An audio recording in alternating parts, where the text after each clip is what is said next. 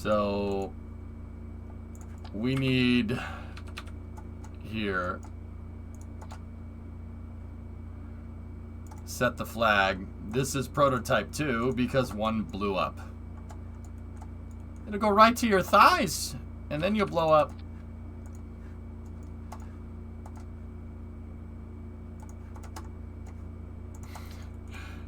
Prototype 1 did buy it. It definitely bought the farm.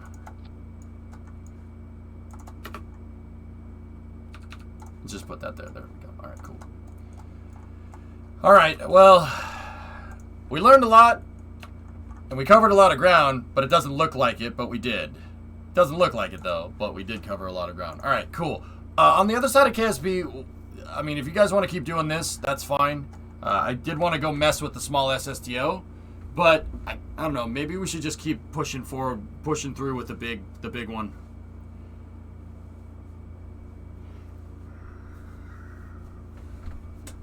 Anyway, we'll figure it out on the other side of Space News. I'm gonna take a quick break. I'm gonna go grab something to eat, and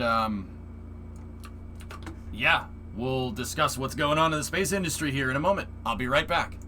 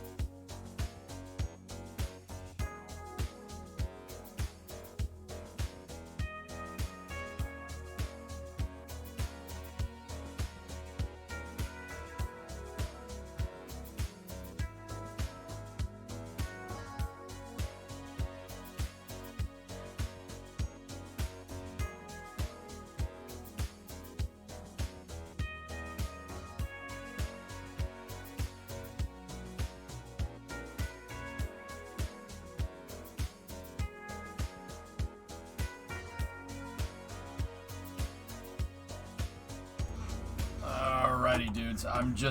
I was so busy organizing all the space news that we have, I quite literally forgot to eat. We will do one more song, and then we'll start. One more, and then we'll get going. I have a nice big bowl of noodles right here. Here, listen. Oh yeah, a nice big bowl of noodles.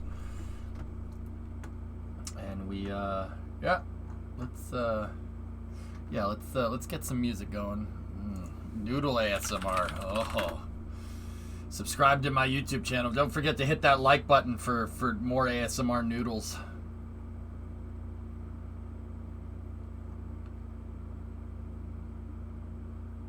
Here, listen to this on repeat.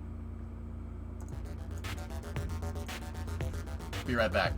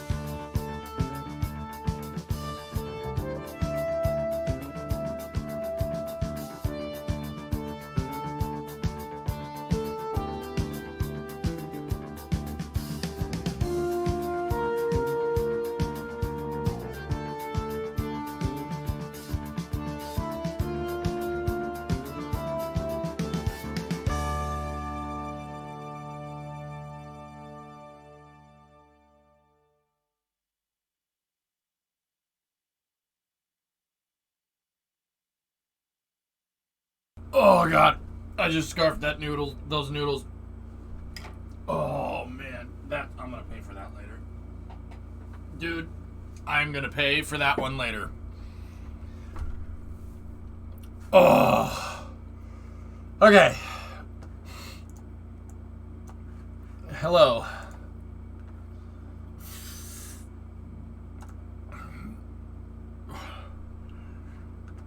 Oh, give me 1 second. I gotta burp again. I'm gonna do it off stream though.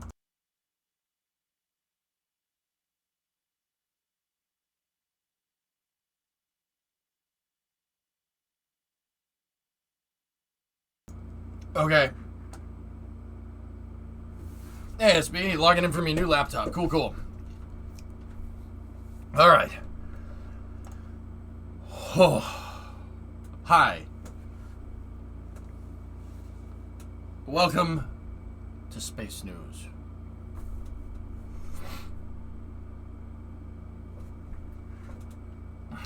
We're going to start Space News with a video. It's called Space is Hard. Because space is hard.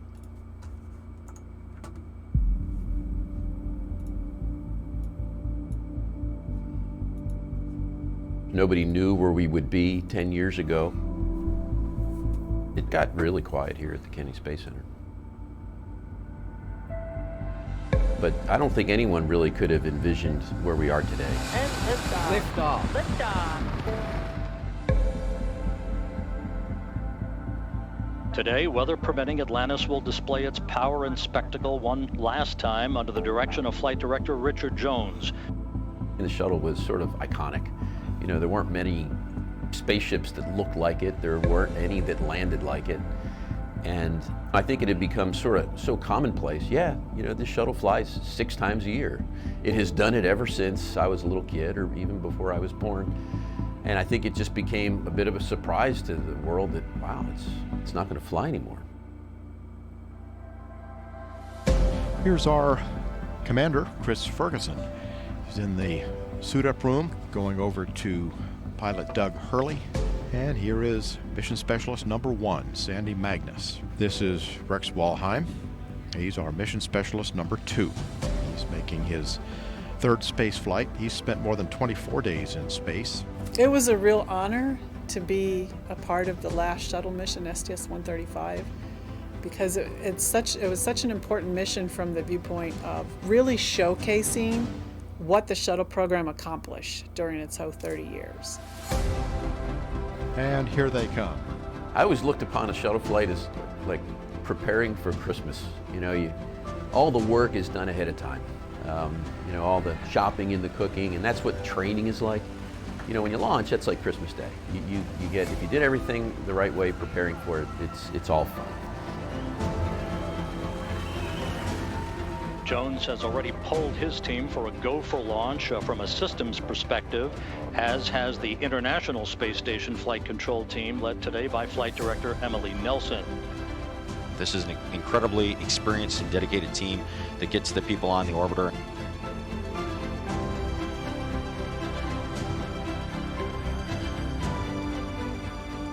Okay, Fergie, we're starting to feel pretty good down here on the ground about this one today. So on behalf of the greatest team in the world, good luck to you and your crew on the final flight of this true American icon.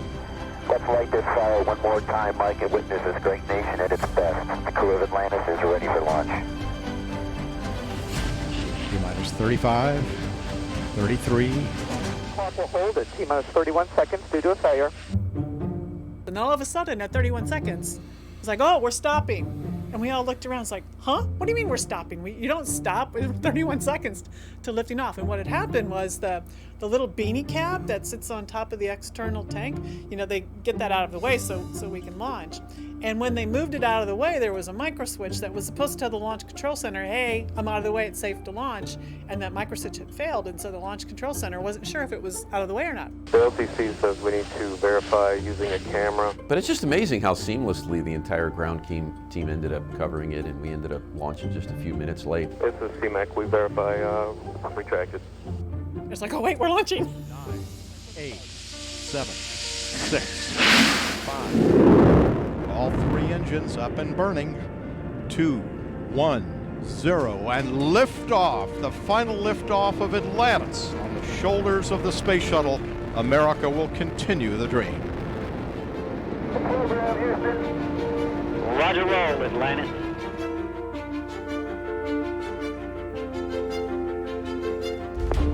Atlantis station on the big loop. We have you in sight. Excellent. We'll be there soon. Every time I was in the shuttle and we were rendezvous and docking to the space station, every time I was awestruck because it starts out as this distant point of light, and then you keep getting closer and closer, and it's getting bigger and bigger, and it's like, wow, look what we did. This is a monster building that we've built in space. Atlantis, arriving. Welcome to the International Space Station for the last time. Командир пошел. Командир пошел. Big Russian hug. How you doing, guys? The crew was just wonderful. We got along really well. You know, I think we laughed at each other, and we knew when it was time to work, and we knew when it was time to, you know, relax. This is President Obama. Who am I talking to? Hello, Mr. President. You're talking to the Increment 28 crew and the crew of the Space Shuttle Atlantis. Oh, that's funny, see, because I was just dialing out for pizza. I just want to say how proud I am of all of you. Congratulations to NASA, to all our international partners, and all of the personnel, past and present, who've spent countless hours and untold effort in making the Space Shuttle and the International Space Station a unique part of our history. Transfer is the name of the game today, as it will be for the next several days, as the crew presses ahead to complete the transfer of almost 5 tons of supplies from Raffaello to the International Space Station that will help fortify the complex for the next 12 months. I have never been so busy my whole entire life, just executing that mission on orbit. We worked really hard, but we had a lot of good time while we're doing it. Good morning, Houston. We are getting ready for undock today. We get to do one last lap with Atlantis around the ISS and then start our trip home. Undocking confirmed.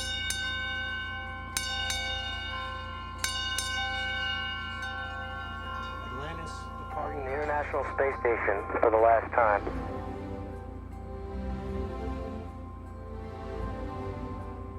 There was one night before we landed.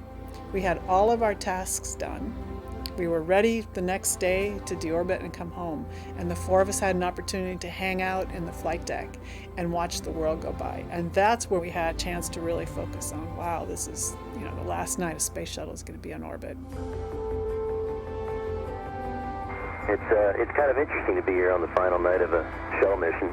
Don't quite know what to think. We're just trying to take it all in. There was a little part of me that was sad. I thought, man, this is an amazing vehicle. You know, here it is. It's sort of fed us and sustained us, and it got us, you know, in space safely, and it's going to take us home tomorrow safely. And it's just a shame to put it to bed. You know, it seems like there's so much more life in it. But we understand all good things do come to an end. Atlantis Houston, you are go for the deorbit burn, and you can maneuver on time.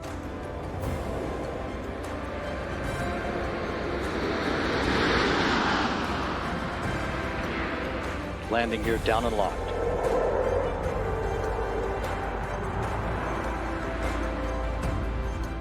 Main gear touchdown. Hurley now deploying the drag chute. Having fired the imagination of a generation, a ship like no other, its place in history secured, the space shuttle pulls into port for the last time. Its voyage at an end.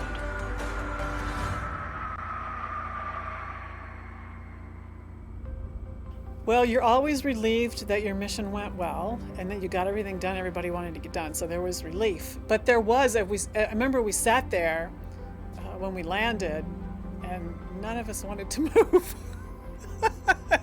because we knew that was it. The minute we left the shuttle, you know, and got out of our suits, that it was all over, and we're just kind of looking around, okay, who's going to move first? Nobody wanted to move. Mission complete, Houston. After serving the world for over 30 years, the space shuttle's earned its place in history and it's come to a final stop. We copy your will stop, and we'll take this opportunity to congratulate you, Atlantis, as well as the thousands of passionate individuals across this great spacefaring nation who truly empowered this incredible spacecraft, which for 3 decades has inspired millions around the globe. Job well done, America.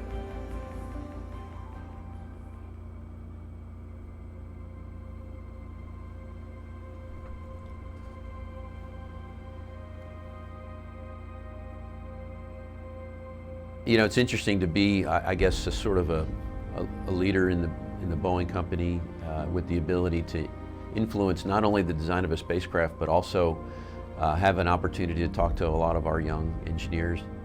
You know, after we successfully complete OFT2, you know, then all eyes are on flying the crew next. And that's going to be really exciting. We're looking forward to that. So we've got SpaceX flying people. We've got 2 companies ready to do suborbital business here soon. We've got the Artemis 1 launch in the near future. I mean, there's so many things that are now, after this decade, ready to emerge and really, I think, excite the public about all the great things we're doing in space. You know, the space shuttle's changed the way we view the world, and it's changed the way we view our universe. There's a lot of emotion today, but one thing's indisputable. America's not going to stop exploring. Thank you, Columbia, Challenger, Discovery, Endeavour, and our ship Atlantis. Thank you for protecting us and bringing this program to such a fitting end. God bless all of you. God bless the United States of America.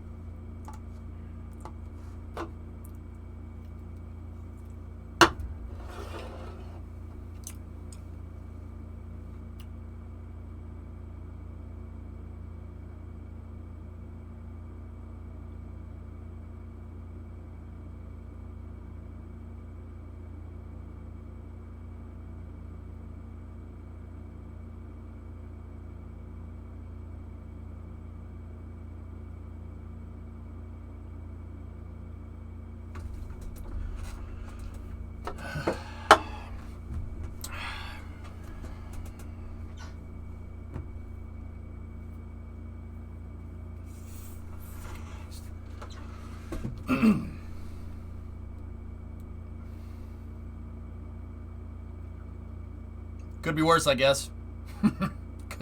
Could be worse.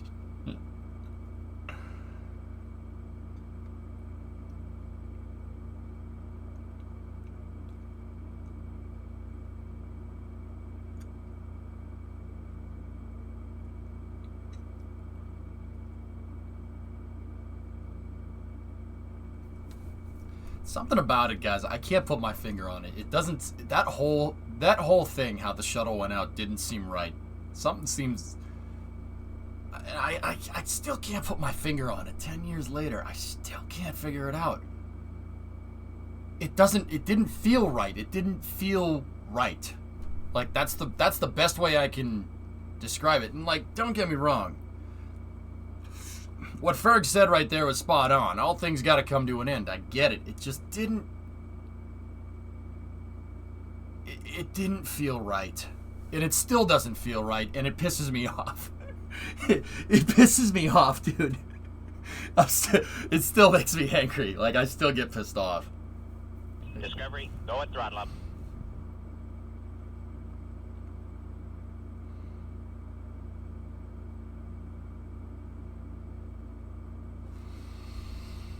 Yeah, Chief.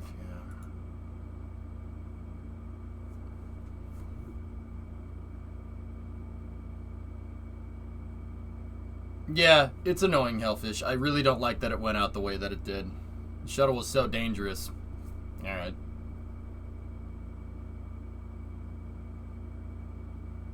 Pushing the boundaries of material science and physics and aerospace engineering is always going to be dangerous. Don't kid yourself. Don't kid yourself. We can sit here and we can launch on pods like this and just float around in tin cans, or we could go to the next level. And hey, you want to get to the next level, got to be willing to take more risk.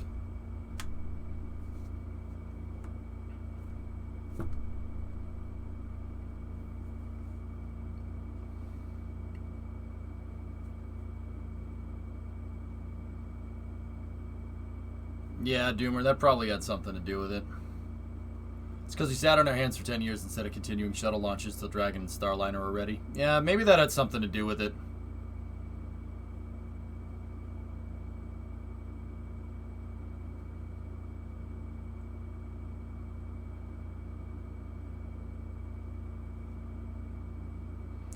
We watched that thing explode in 7th grade. It was terrifying to watch it launch. Yep.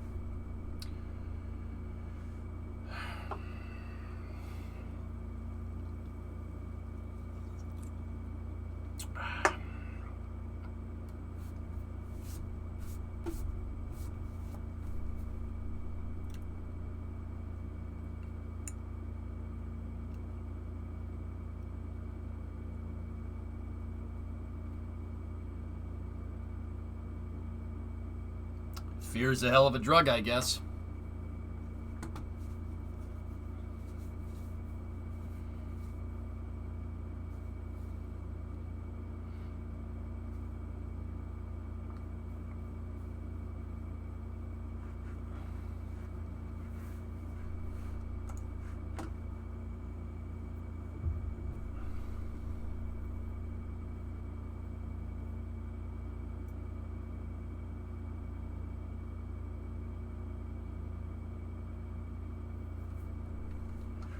Yeah, I don't want to watch that again. Here, look at this.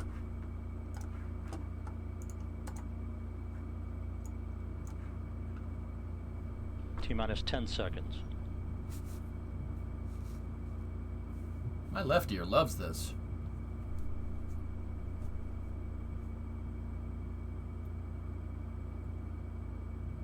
Engine start and liftoff. A module named Science takes flight to the International Space Station. Great audio.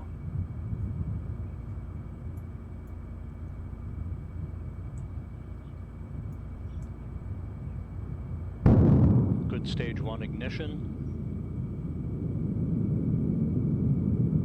Roll, pitch, and yaw programmer in. Nominal pressure reported in the 6 first stage engines. I watched the Roscosmos stream live. With stabilization on the vehicle. when it launched a little bit earlier.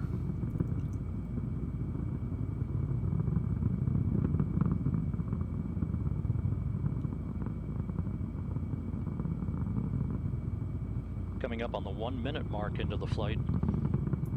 All engines running normally.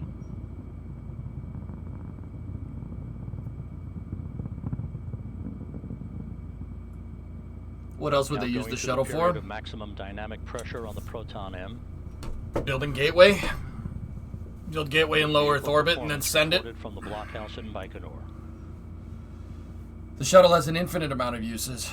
Bringing stuff up, bringing stuff down. 1 minute 30 seconds into the flight.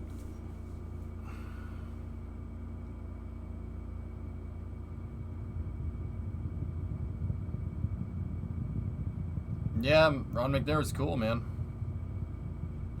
Yeah, 1 minute fixing the Hubble, 45 satellite seconds into the service. flight. About 20 seconds left for first stage performance. Could the shuttle have launched Nauka? Yeah. Yeah, of course. Shuttle could have launched Nauka and brought it back down. It could have launched Nauka, left it up there, and then brought it back. Easily. Oh yeah.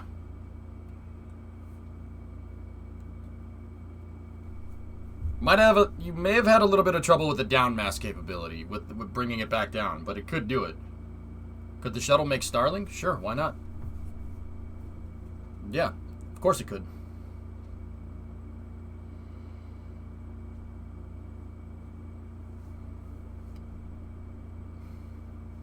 The shuttle can do anything, man. It's literally one of the most insane launch vehicle design. Insane in a good way.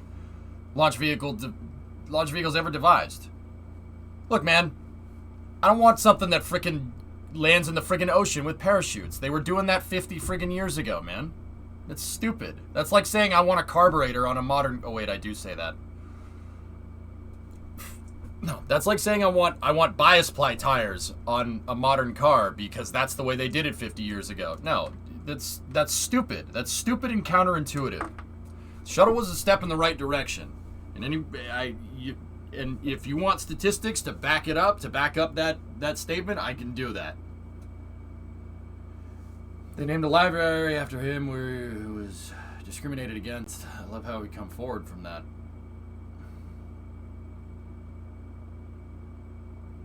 I'm not a convert now. Reusable spaceflight should be vindicated because reusable spaceflight is the right move. Tossing stuff into the ocean is not a long-term sustainable strategy. It never was.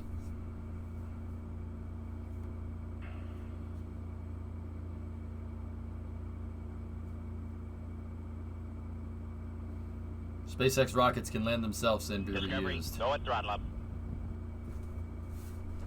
Yeah. No, I know.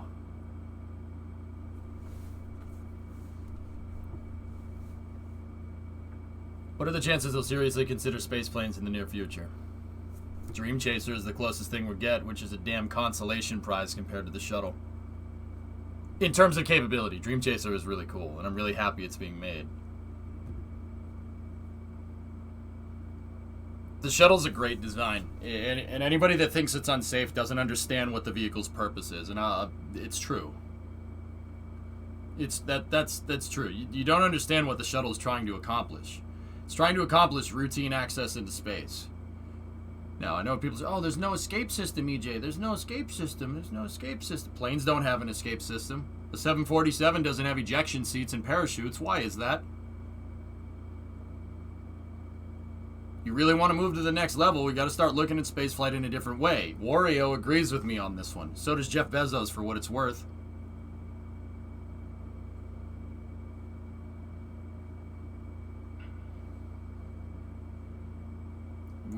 Do we want to go to the next step, or we want to sit in tin cans for the rest of our existence? Because 747s are safe. What does that mean, Venix? What does safe mean? What's safe about a 747 comparatively to a shuttle? Honest question. What do you mean it's safe? Well, safer than cars. Why? Why? I'm genuinely curious. What does that mean? What does safe mean? And I'm not trying to suggest, that, one thing is safer than the other. What I'm trying to get you to think is how the 747 got to be so safe. How did it get to be safe? Well, a pretty damn good knowledge and understanding of how jet airliners work. The 747's design, it comes from the 737, right? You use knowledge derived from the 737. Knowledge from the 737 was derived from the 727. 727 was derived from the 707. 707 was derived from the 367-80, which was the prototype. That design came from components that were derived from the B-52. And the B-52 was derived from the B-47. And the B-47 was derived from work that was proceeding on the B-50. And the B-50's design dates back to the B-29. B-29 is a response to the B-17. See where I'm going with this? The only reason that a 747 has no escape systems, no parachutes, no nothing is because we did it more, not less. You understand what I'm getting at?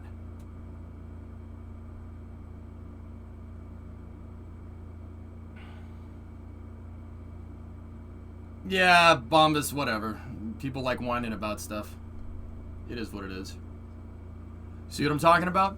The reason why 747s got safe, the reason why commercial airliners are safe is because we did it more, not less. That's what pisses me off the most about the shuttle. That's where my beef lies. It lies within the fact that we got cold feet and said, no, this is not what we should do. Let's go back to doing this. It's a step back. It's a misstep. It's a 15 to 20 year misstep at least. At the very least. It was a stupid idea to get rid of it then. Stupid idea to get rid of it now. My opinion hasn't changed in 10 years. That's right, Shaq. Iteration increases reliability and safety. That's right. Flying it more would have made it safer, not less. Discovery, go at throttle up. It's just a lurker passing through. Hey, Flippy, what's going on? So you're saying if they use the shuttle more, it would be safer? Yes. GSC-2 is being hoisted by the Leaper. That's cool, man. We'll get into Starship news in a little bit. Vanix, that's how jetliners got to be so safe. Everybody says flying is safer than cars, but they have no idea how. They have no idea how it got so much safer. See what I'm talking about? With spaceflight, we got cold feet. We said, oh, this is really dangerous. We shouldn't do it anymore. That never stopped humanity before. Why is it stopping us with space? Because it's too hard? It's gross.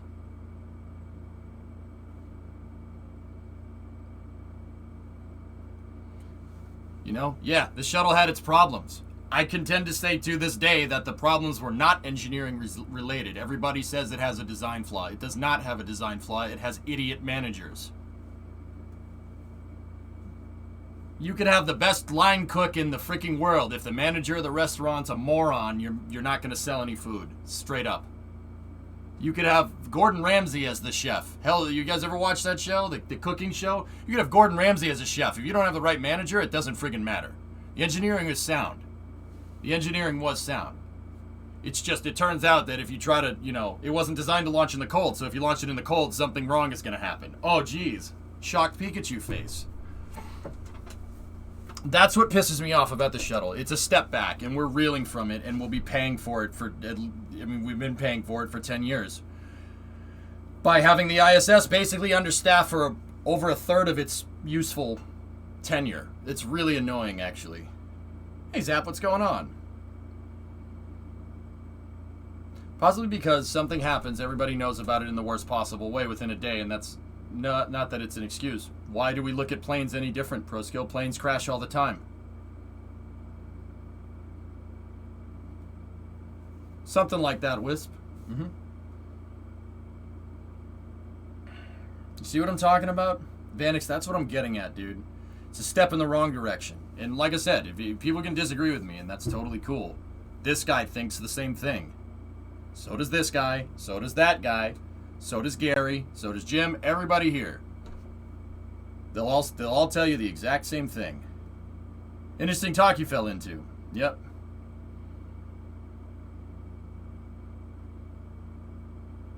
That's what bothers me about the shuttle. It went out with a little whimper. It's friggin' annoying, dude.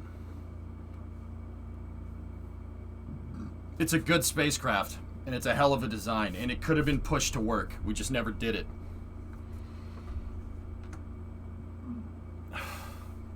I hadn't noticed Gary in the back. Yeah, sorry. I don't mean to get all stirred up, dudes. That stuff pisses me off, man. Oh, you guys don't know how much it sucked 10 years ago to be a spaceflight fan. It wasn't cool, first of all. It's not like it is now. Kids weren't wearing NASA shirts 10 years ago. Right? People weren't wearing NASA shirts 10 years ago, that's for sure. When will you let this go?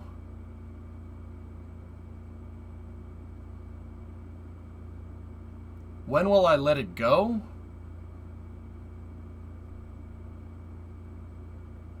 When Starship moves people into space. I'll let it go when a Starship and a Super Heavy launch. The Super Heavy comes back down, gets caught by the pad, gets put back on the pad. Starship goes up into space, comes back down, and lands right next to it. That's when I'll let this go.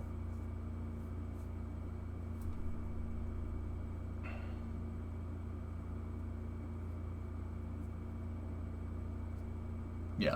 Reusable spaceflight is the way forward. It always has been. Anybody that tells you anything differently is incorrect. We want to grow as a species off of this planet. That's the way to do it. How about SLS landing on the moon?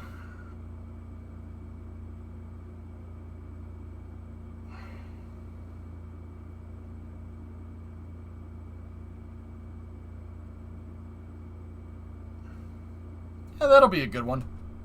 Starship should be flying by then. I'll let it go then. That's for getting over Apollo. Well said, Ides. Yeah, it hurts, man. It hurts. That's part of the reason why I do what I do here, guys, because it sucked being a spaceflight fan. That's right around the time when I started streaming, believe it or not. It sucked. I remember seeing Atlantis land, and I just got annoyed.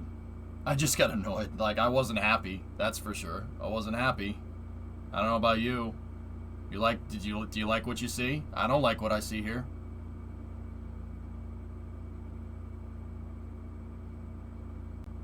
That's the best way to learn, to do it wrong a lot. How will you know what's right if you don't know what wrong is? It happens, Zap. That's fine. It is what it is. Gotta move on. Envy, I understand that. I'm not letting this go. Nope. I'm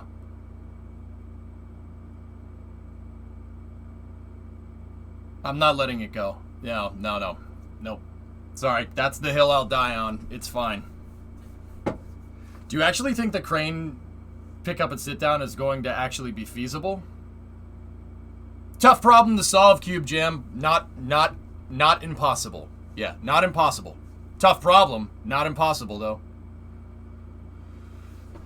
Yeah, dude, when the shuttle stopped flying and then Constellation basically got canned right after that, oh man, did that suck. Dude, that is like... Look, I know, you know, don't let it bother you. I get it. That's generally how I am with things, alright? Don't let it bother you. Who cares? It's not a big deal. It's not a big deal in the scheme of things. That was a big deal to me. And I know I'm not the only one.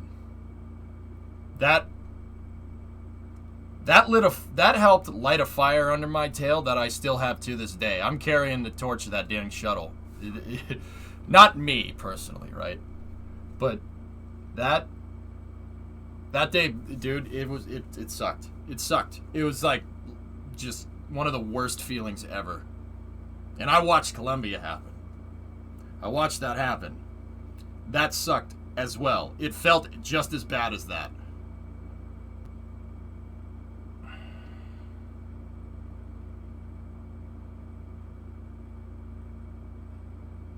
Yeah, that's right, Chief. But that's part of where I draw the motivation from, dudes.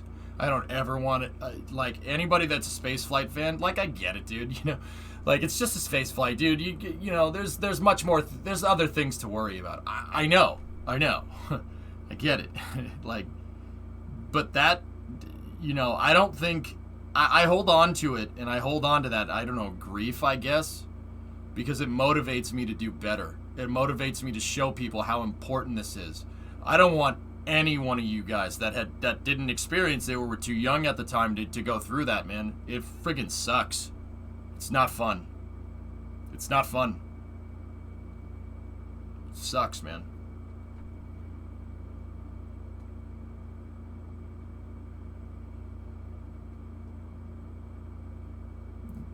That part of the reason why I come in here and I talk about $30 billion all the time and I talk about how bad and good spaceflight policy is because I'll be honest with you guys, I have a very, very genuine fear of what happened in 2011 happening again.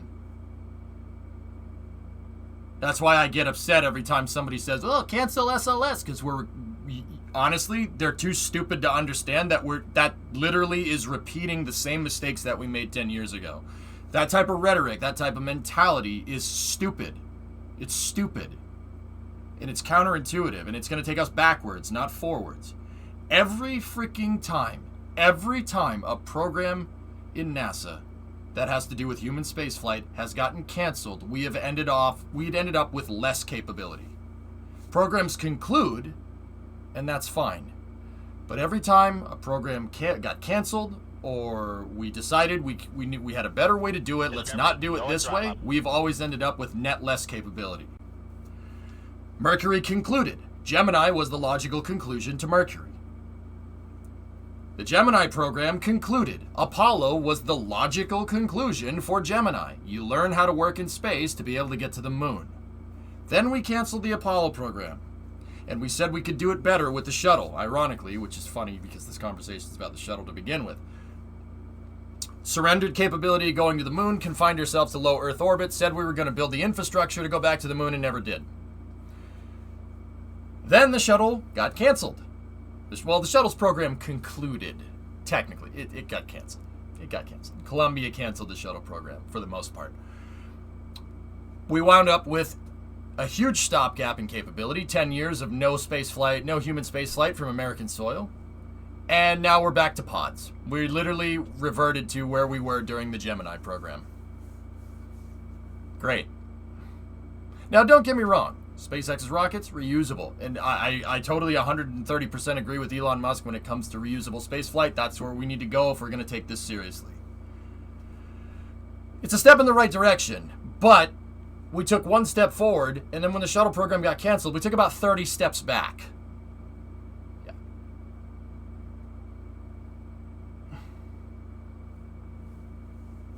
It's important to understand that, and it's important to realize that.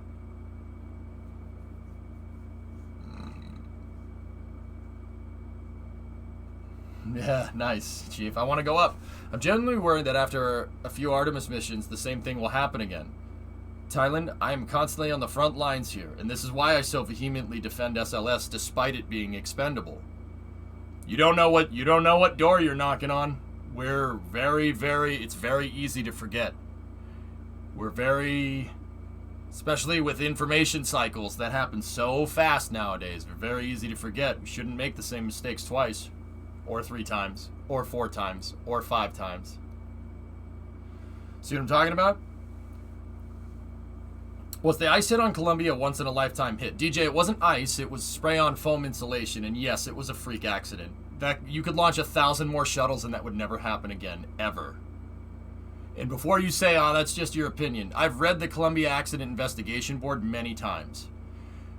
The causes that led to the cavitation between the aluminum skin of the external tank and the spray-on foam insulation came from out of family data. It comes from out of family deformation because STS-107 scrubbed like 6 times. The external tank was only designed to really be filled once or twice with fuel. It was only really tested to be filled with once or twice. Well, why? Well, it's the external tank. You only really need to use it once. It's not reusable. That's the expendable part of the space shuttle. So why would you design it to be able to be reflown? STS-107 scrubbed a bunch of times, like 7 times or something.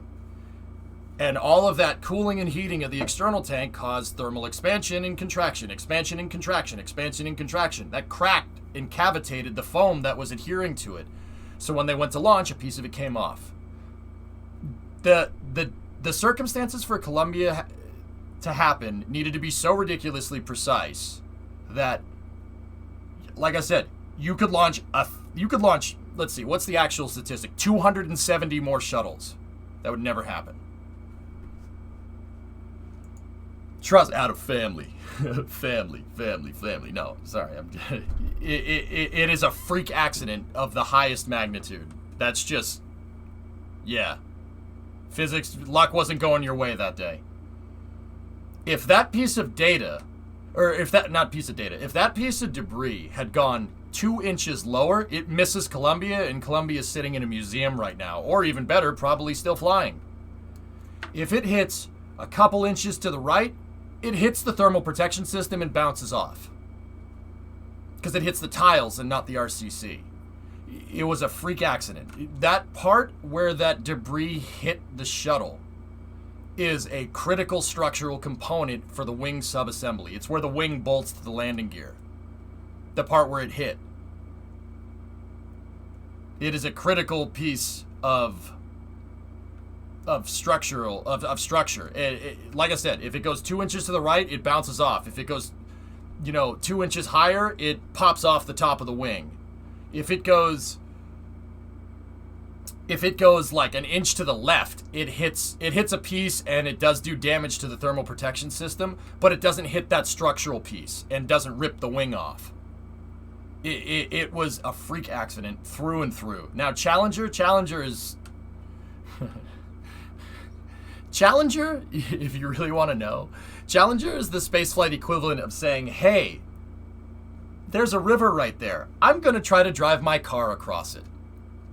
Why would you do that? Your car is not designed to float or drive in water. No, it's fine. It's fine. It'll work. It'll be just fine. Hold my beer. It'll be just fine.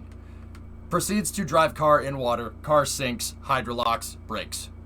Literally, that's what happened with Challenger. It is literally that stupid. The engineers didn't engineer the SRBs to launch in the cold. Because why the heck would it launch in the cold? It's in Florida. Florida had a cold snap in 1986. Thing wasn't designed to work in the cold. You launched it anyway in the cold. It broke.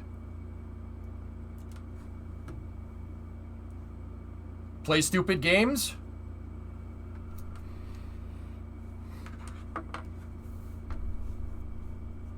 It was decided that Columbia would go to the Udvar Hazy Center after it retired. Shame. Yeah, Matt, it's a management problem. A management problem. Not an engineering problem. The engineers did everything they were told to. And once again, the idiots in cars. See what I'm talking about? It's the shuttle was a great design. It is a great frigging design. You'd be hard pressed to find something better than that for what you're asking the shuttle to do. The engineers tried so hard to stop that from happening. They said, don't launch it in the cold. We didn't engineer it to launch in the cold. And somebody said, you don't know what you're talking about. Launch it.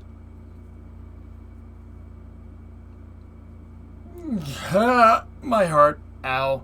So, yeah, see, the shuttle brings up some feelings, man. It brings up some feelings. It hurts. I don't want anybody to... I don't want anybody to go through that ever again, dude. Science and technology, my favorite part of the day. Go hug your shuttle models. It's just a shame that it went out like that, dude. Show me on the shuttle model where the foam touched you. It's like... Man, does that piss me off. Anyway, a little bit more space news, guys. I didn't realize Columbia was so bad. I only knew about Challenger. Columbia was stupid. Stupid. Freak accident, man. Interestingly enough, Columbia would have been retired after STS-128. Its last scheduled mission was to go to Hubble, as she did not have the capacity to visit the ISS with any reasonable payload. Yep. Yep. Yeah, Chief, there it is. There's the well, not cavitation. There's the test right there. If it goes 2 inches lower, it hits off this metal piece, no problem. Columbia's sitting in a museum. If it goes 2 inches to the right, it punches a hole in this thing, but it doesn't hit the critical structural component because literally the landing gear subassembly was right behind this piece. It's ridiculous. It's friggin' ridiculous. It's a freak accident. You could, like I said, actually, my opinion is you could launch 1,000 more shuttles and it would never happen. If you want the actual stat and risk analysis of the shuttle program, it was 1 in 270. So 1 in every 270 launches could statistically go wrong with the shuttle. You could literally launch 270 more shuttles statistically. That would never happen. I understand that that's not exactly how statistics work. Before anybody goes, no, yeah, it's not right. I'm talking about that specific problem. The shuttle may have had other issues somewhere else. I don't know.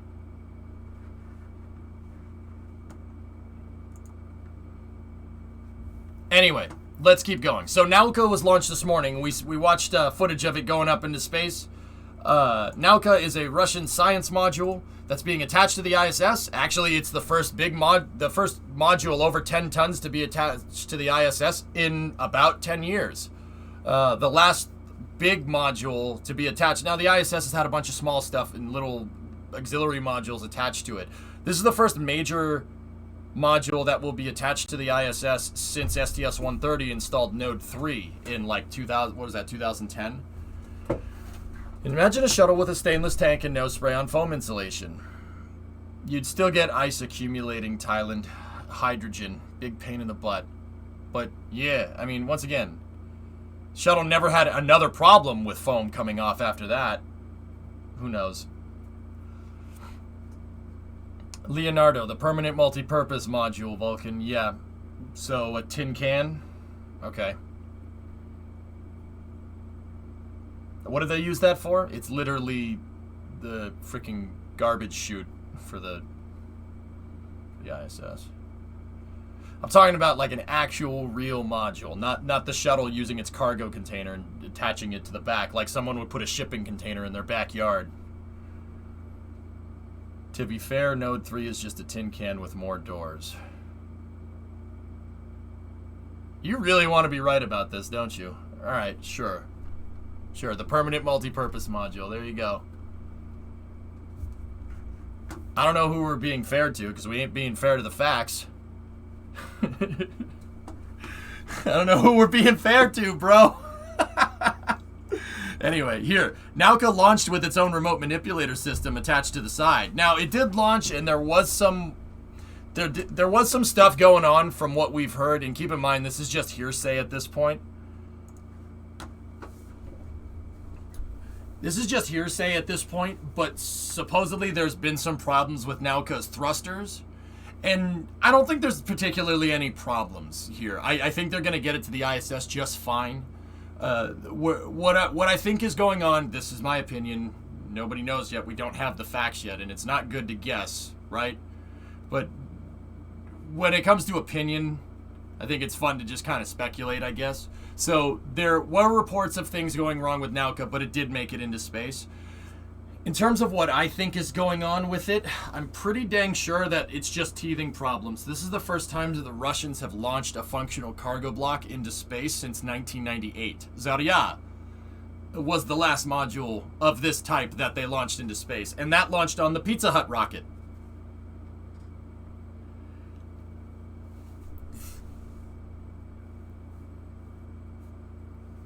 So, yeah, literally, yeah, Pizza Hut rocket. That's how much, oh, you think I'm kidding? Here.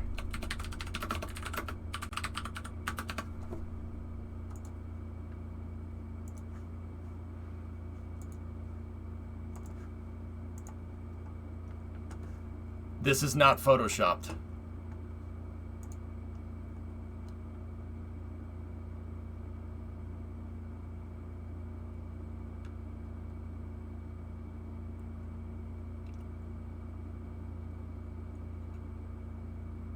I'm not kidding. No, seriously, I'm not joking. This is how belly up the Russian space program went in the 90s after the Soviet Union collapsed. Yeah, they literally tried to get money from whomever they could. I'm serious. That's not just one Photoshop. Look.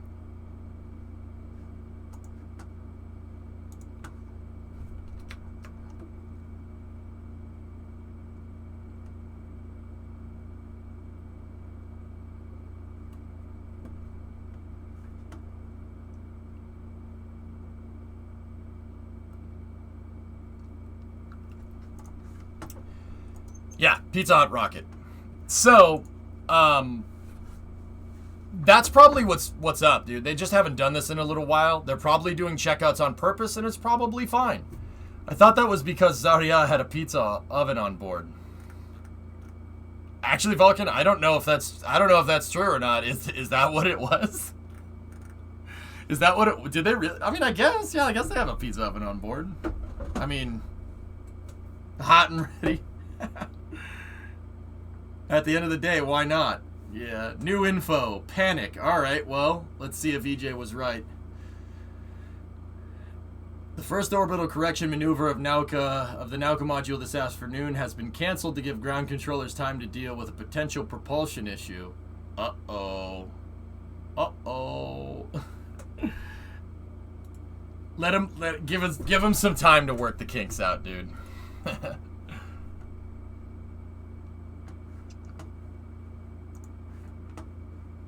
Starliner moment, savage. Oop, never mind. It was entirely advertised. That's hilarious.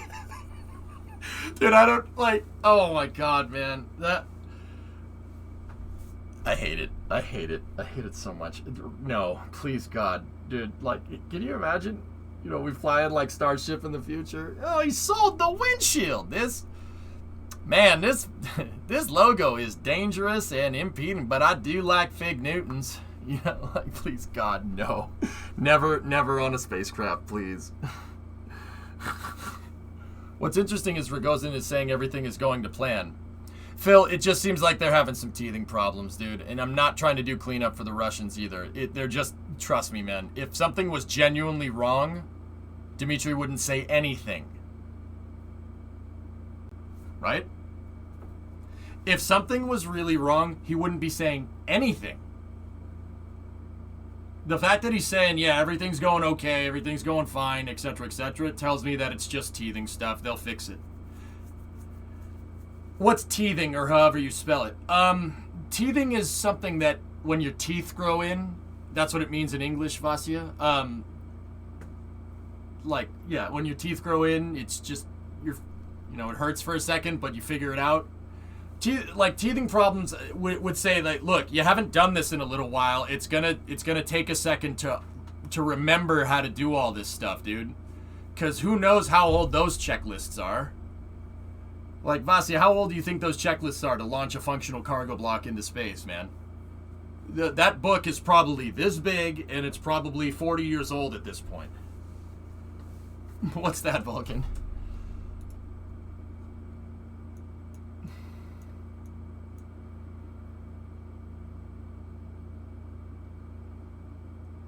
Oh, God. Oh, it's so cringe, Vulcan. Jesus Christ. 40 years, yep. I think you'll like this. What's that, Livid? Nope. We already went through that, and it pissed me off, Livid. Let's not. Don't talk about STS-135 today. I'll start to get annoyed again. I'll start to get annoyed. Please don't. We watched a farewell video, dude, at the beginning of Space News, and it just got me annoyed. I got freaking flustered from it, man. It's still, I don't want anybody to ever go through the pain of that. It was Pizza Hut. Yep. I'll see if I can find more pizza space related facts for you. Oh, Jesus. Oh my God. Yeah, so Vasi, I think that's what it is, dude. It's just the guys that launched the last functional cargo block probably don't work for Roscosmos anymore, so you're gonna have to relearn everything. That's all. Vasi, I'll be honest with you. I don't think anything's wrong. I'm serious. It's just it's gonna take a second to figure this stuff out again.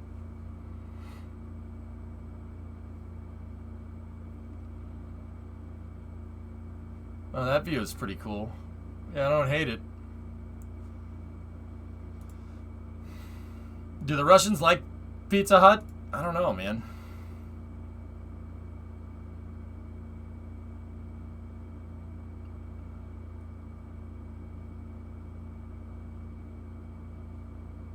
Oh. Aha! They do have a pizza oven on orbit. Really? Astronauts whipped up a pizza dinner to prep for the spacewalk. The 4 astronauts living on the U.S. side of the International Space Station made themselves pizza on a Friday night. They do have a freaking pizza oven out there. That's awesome. That makes that even better. It's so bad. Oh my goodness. Alright. Nice. Anyway.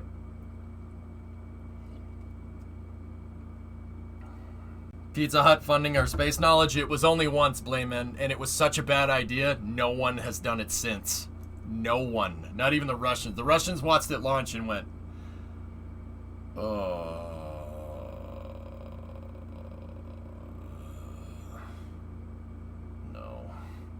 No one has done it since. That was in the late 90s, man. 20 years, no one's done it.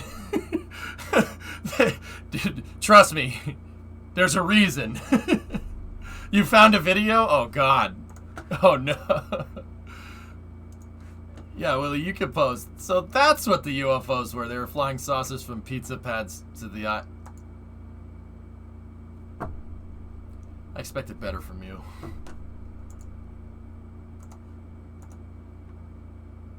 How to make pizza in space.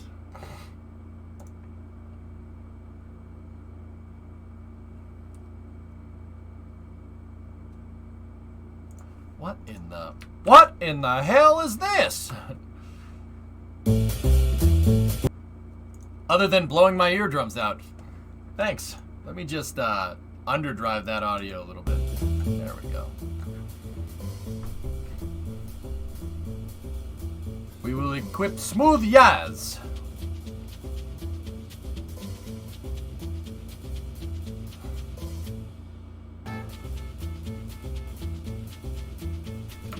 There's no cheese on these.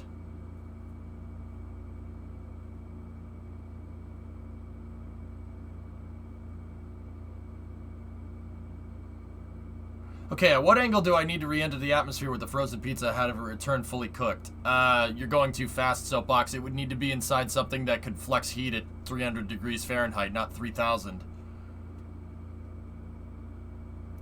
Is this anchovies and green olives?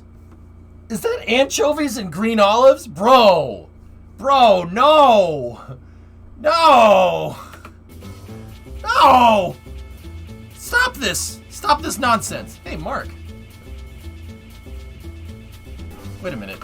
Did Mark Van Hay have a Suns Out, Guns Out shirt on?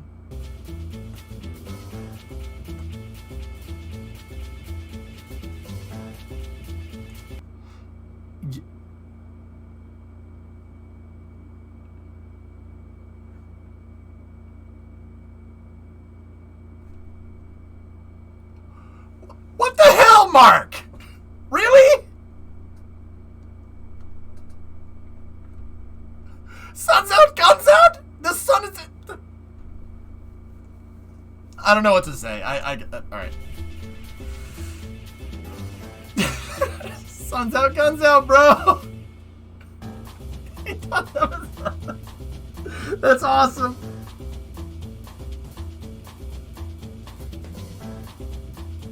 Yeah, but it's not... Xeon, it's not like it's cloudy. Guns out every day. Alright, that makes sense. Alright. Is that pepperoni?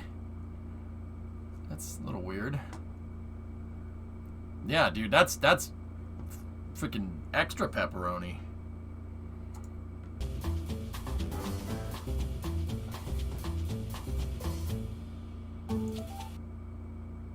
You heathen. Oh yeah, of course. Get the frickin' Italian, right? Get the Italian to make the pizza, right? Yeah, that's funny. Of course, yeah, well, yeah, duh, yeah, sure. Why wouldn't it be that way?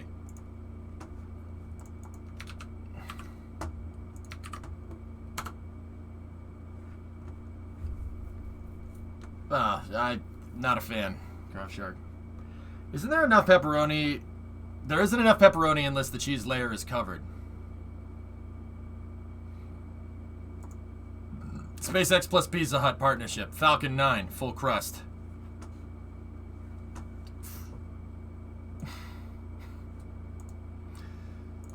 Here, little bit of a detour on the space news here. We have a message from Jeremy Clarkson.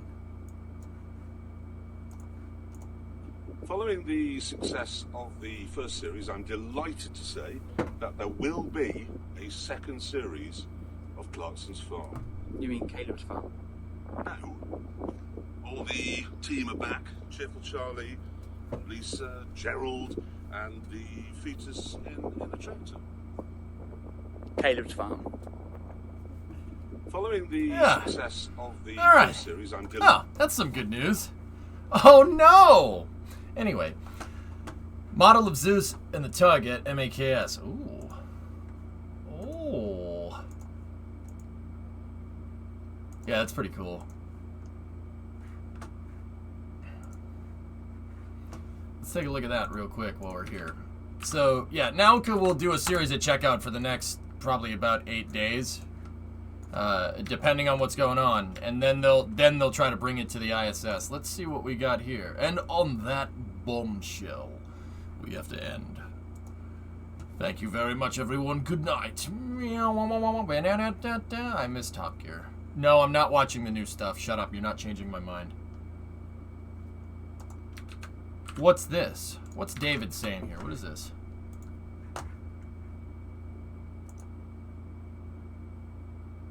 Oh, oh, oh, oh, oh, no, no, no. I like Grand Tour. I like Grand Tour. It's okay. You know what, Total? It's not. It's not okay. It ain't okay. It'll never be okay. They could have the show just like statistically and empirically be just as funny as the other one. It's still not okay.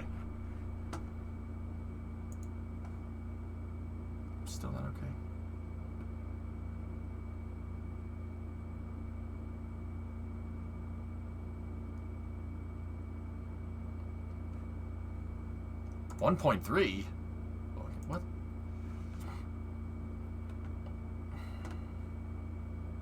Anyway, so this is from, so, Vasya, wait, what's MK, I thought MAKS was a, or Max, I thought that was a, an air show. Is it like a whole exhibition, or what?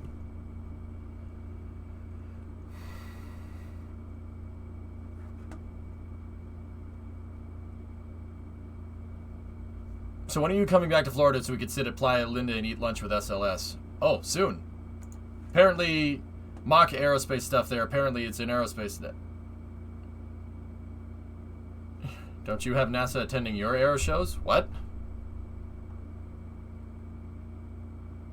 Yeah, that's the Nuclon, nuclear tug that Roscosmos is working on. It's got a nuclear reactor up front, and it's got an ion drive at the back. You could, I mean, basically you have hundreds of thousands of meters a second delta V with this thing. Just not very high thrust to weight ratio. But still really freaking cool. That's what they want the tug to look like. The US is kind of working on something like this, and the bottom part here does kind of inadvertently resemble Gateway's power and propulsion element, but yeah, the Russians are working on this, dude, which is pretty crazy. Explain why it's long. Nuclear reactor is at the front. Keep that away. Please donate. I mean, PY, you can call Pizza Hut, dude. It'll be fine. Am I right?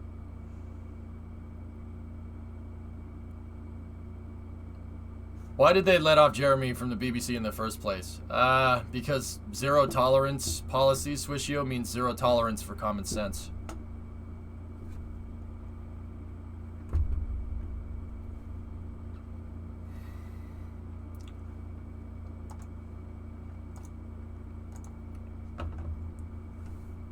Okay, so next bit of news here. Let's see what else we got. So, coming back across the pond here, the Landsat 9 Atlas V here was moved to Slick 3 this afternoon.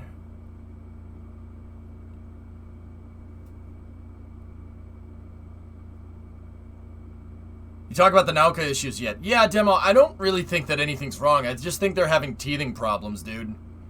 Haven't watched one of them in 20 years, man. Give them a second. Give them a second to figure it back out. You got to get back on their feet somehow. Actually, I'll be honest with you. I applaud the Russians for having the stones to actually launch that thing. That's pretty cool. Slick 3 is one of the best looking pads out there. Yeah. Vulcan, it's tentative right now, but I want to finish the 59 for Artemis 1, dude. I want to drive it to Florida. The 59 and stream it.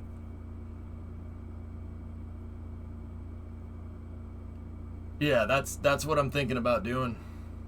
Drive it all the way.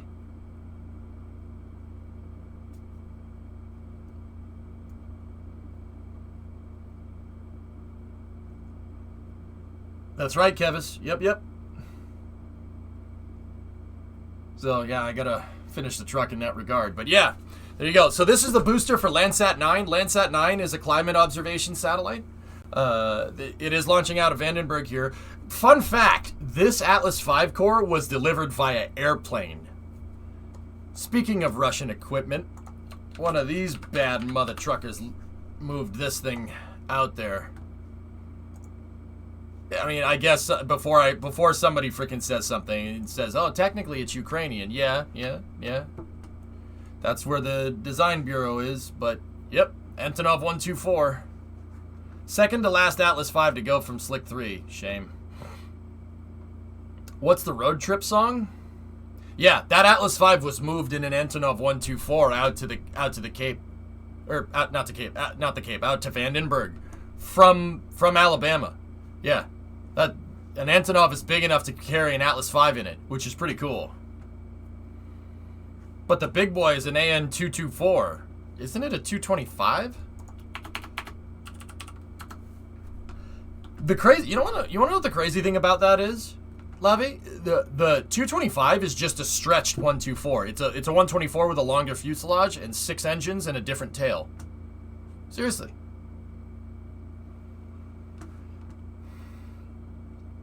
Strap the Atlas V to the top and take it into space. That's not how that works at all. Scenes from... Wow, that's a big plane. It's Russian. He's Russian plane. He's big. He's big, strong plane. Can a 225 fly Falcon 9? By weight, W? Yeah, of course. Can't fit. It's too big. Atlas is perfect. Atlas is the perfect size. He's Russian. Yep. Alright, let's see what else we got here. Eric, well, they built what works. Actually, Everest, a 224, or not a 224. An Antonov 124 could have flown around the Buran orbiter just fine. They didn't build the 225 because they couldn't figure out a way to move their shuttle around. See, here's what people don't understand. Because, like, there's a general, like, in the U.S., dude, like, in the U.S., we're like, oh, well, we just modified a 747, right? All we did was modify a 747, and everything's good, right? Yeah, we just put the shuttle on top of that because of our American ingenuity, right? Like, we didn't need to build a special plane for it. Well, the Russians have this problem, all right? So, the 747, right, with the shuttle on it, could fly from California to Florida, right? Nope. Nope. Turns out when you're carrying an extra 60 tons of payload, your range is a little bit impeded. Plane had to constantly stop. 747 had to stop at Johnson Space Center, refuel, get back up in the air, and fly again. Sometimes 2 times if the shuttle was carrying payload back with it, because it landed at Edwards or it landed at KSC, right? And then the shuttles had to be moved, obviously. They had to be flown to Florida because they were built over here. So the Russians don't really have that, or the Soviets at the time didn't really have that kind of infrastructure built out in Baikonur, because Baikonur's literally in the middle of nowhere. They didn't need to build a bigger plane because they couldn't move the dang shuttle around. They needed to move a plane because where Buran was made is over here, and where the launch site is over there, and the Russians wanted to do it in one shot because they didn't want people seeing the dang plane. They didn't want people seeing the orbiter. So they made a bigger plane that could fly it there in one shot. That's why they made the 225. They could fly the 225 could fly that Buran orbiter anywhere. It could land anywhere, and they could fly it back. It doesn't need to stop and refuel because infrastructure, especially once you get east of the Ural Mountains, the infrastructure is not. There's not a lot. There's not a lot out there. The Soviets used the Misashev. They transported parts, Nagwal. They couldn't move the whole thing. Go look at pictures of the VMT Adlent. They never moved a full orbiter with it. They had to move pieces of it and then assemble it with pieces. And the reason why they did that is because the 225 wasn't finished yet. Why would you not build it on or near the launch site? Well, Owen's long story short, there's nothing out there, man. There's nothing out there. There's not even infrastructure to build the damn factory out there. Baikonur is literally in the middle of nowhere. There is nothing. Like, nothing. Nothing. For thousands of kilometers, dude. There's nothing out there. Like, and the Russians don't have the highway system. They don't have the highway system that we would have in the United States. Their terrain is a little bit more, hazardous? Yeah, I think that's the right way to say that. Not desert, steppe, sure. So, yeah, that's why they built the 225, and that's why, you know, they could have put it on a 124 and just moved it around that way. It would have been just fine. Would have been totally fine, but it wouldn't have had the range. That's the key, the range. The Russians still have that problem to this day. That's why they don't just build a bigger freaking rocket.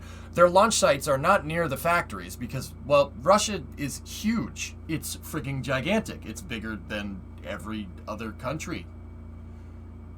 It's a very, very big country. Bigger than the U.S., man. Way bigger. Well, I'm not sure if that's true. Yeah, I think it is. Maybe it is. But yeah, that's a lot of ground to cover, man. So, yeah, that's why they built it that way. Pretty cool, huh? A little bit of shuttle information. Physically bigger, yes. Yeah, fellas, there ain't a lot of infrastructure. Once you get out past the Ural Mountains right there, there's not really much out here. So they built it to be able to get to the pad, and they built it... Baikonur is where my mouse cursor is. See where Moscow is? That's... I think that's 1,700 kilometers. I just measured it a second ago, but I measured it in miles. Nope. Nope. That's a little bit more than that. I mathed incorrectly. So, yeah. I mean, that's why they built the 225, dudes. They had... It's not because they couldn't build a better plane. It's because they didn't want people to know. So they didn't want it stopping anywhere. And not that there's any place for it to stop. Yeah, god dang permafrost, Everest. Pain in the butt. We have that problem in Alaska, you know. So it's cheaper to build the plane rather than the infrastructure?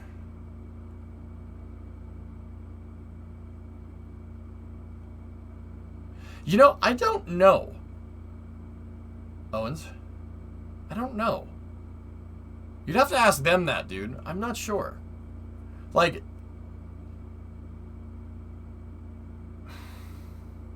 Maybe somebody can help me. Like, okay, so, Owens, you're from the UK. I'm from the US. We have very developed highway systems. Our highway systems, the US National Highway System, I actually can't speak for England, I'm not sure. But the US National Highway System is based off of Germany's, because Mustache Man built the Autobahns in the 30s, and Eisenhower, who was a general of Supreme Commander of the Allied forces on the Western Front, saw the Autobahns and said that was a good idea. So when he became president later, he had the National Highway Act in 1955. It must be right, otherwise they would do it. And Owens, that's exactly what I'm thinking, dude. That seems like it's a lot of ground to cover. It's not the building, it's the maintenance. Yeah.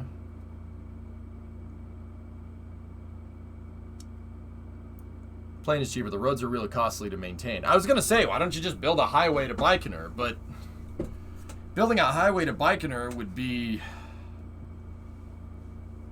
pretty expensive. Okay, why would we build the infrastructure to another country? Baikonur is not even in Russia. Yeah. So, okay, Reveril, why don't you build a highway to Plesetsk or Vostochny? How long was the Alcan Highway during World War II? About the same, total staples, and it took an entire army to freaking make it. I mean, it didn't stop us. Reveril, do you know about the Alcan Highway?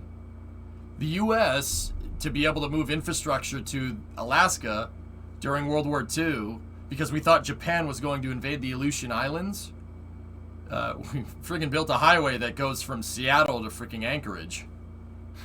And Canada was like, hey, and we're like, no, we need to build this highway. And Canada's like, all right.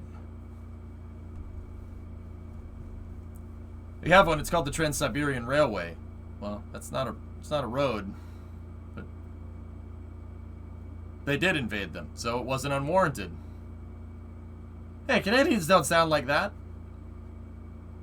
Oh, sorry, bud. We would have apologized. That's it. Right. We need to build a highway to the moon.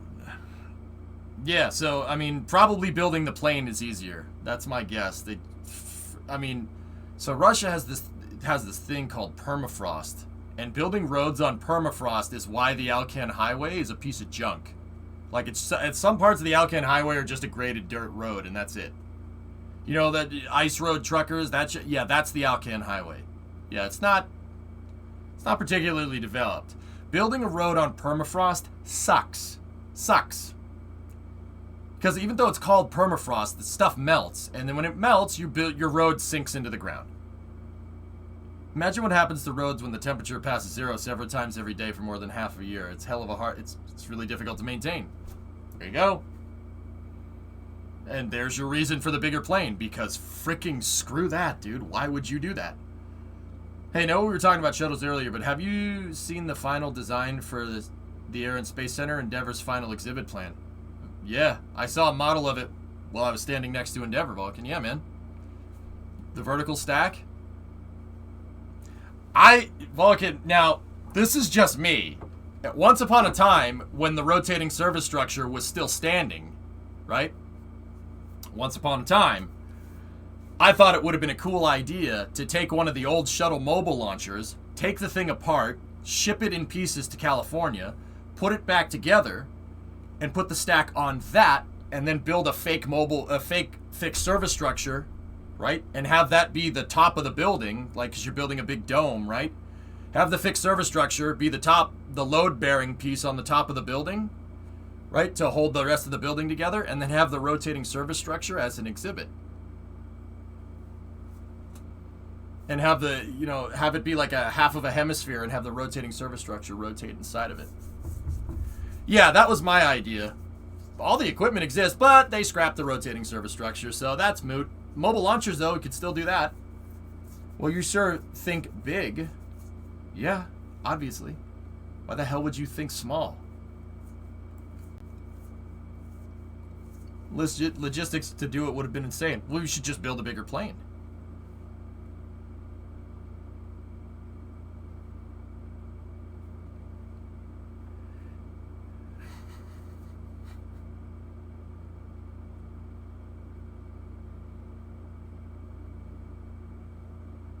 Look, man, did the Egyptians think small when they built the pyramids?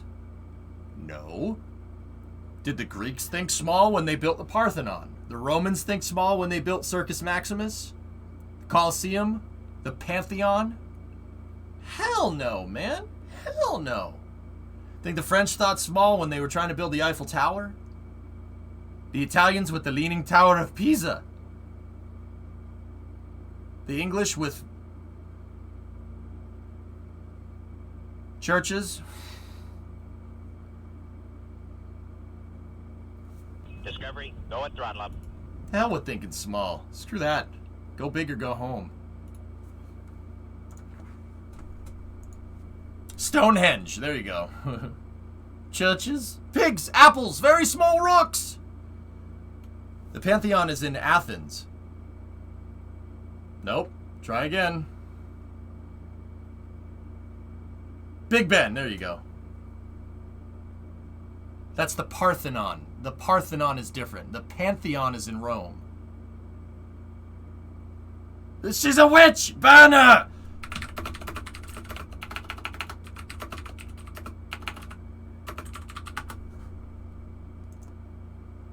Stonehenge was the Druids. That's why I didn't say it. You chat did. Did the Germans think small when, I mean, there was what did they want to call Berlin? Sebi? Outlandtropa is coming into my mind, but that's the Mediterranean project that they wanted to do.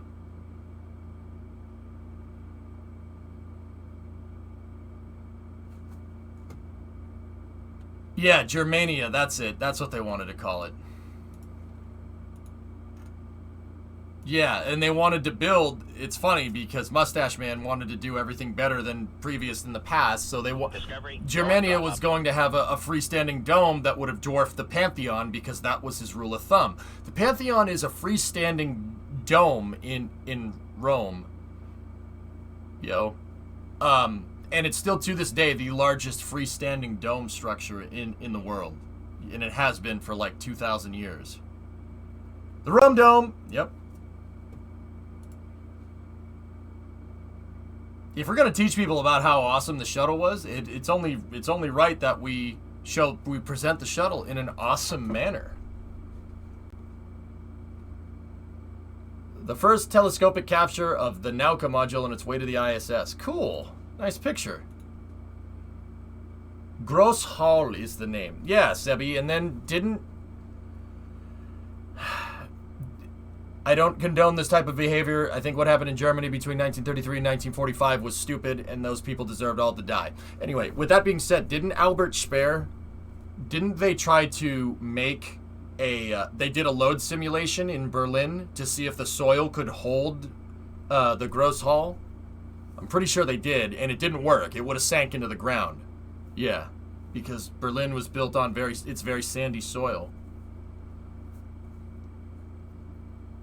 Idea, build an on-orbit museum containing all sorts of spacecraft and send space tourists there for visits. You can't tempt me with a good time. Make it an underground dome, then. Nice try, Vault Tech. The French vacations in 39 were a mistake. Yeah, it was probably not a good idea. Is the Great Hall the same thing as the Volkshalle? Yeah, I think so. Sounds about right, judging by Berlin's airport runway sinking into the ground. Oh, God. Dude, Sebi, the more I read about that airport, the more I'm just... How? How do you mess that up that much? I believe there's still a remaining concrete pillar from the beginning of the construction of the Gross Hall. Squidman, I think it's the load simulator that I'm talking about.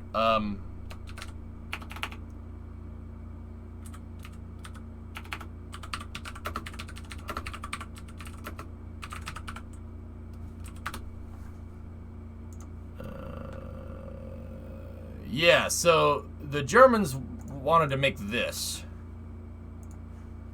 They wanted to make that. If you've watched Man in the High Castle, you've probably seen this. Yeah, they wanted to make that in Berlin, and they wanted to rename Berlin Germania.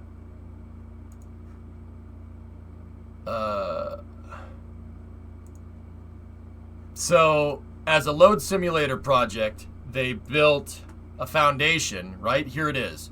They built a foundation, and they put a huge concrete weight on it. And this concrete weight represents how much each one of the supports, would have had to have held to hold up that damn freaking hall. Yeah, it sank into the ground. Yeah, it sank into the ground. Oops.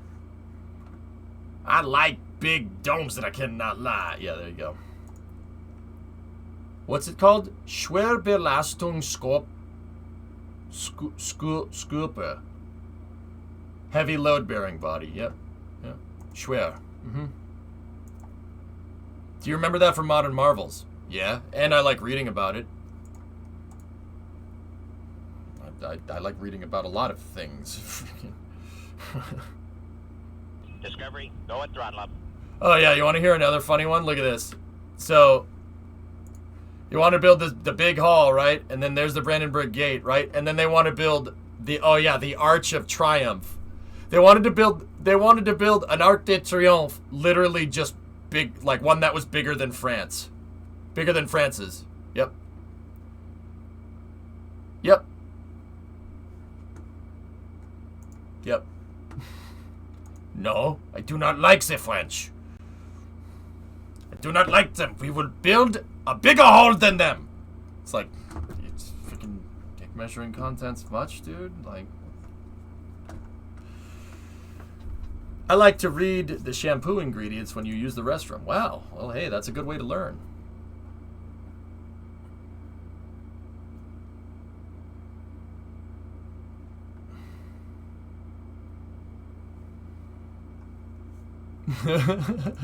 That's awesome, Geeson. He sounds kind of petty. Sore loser. What do you want?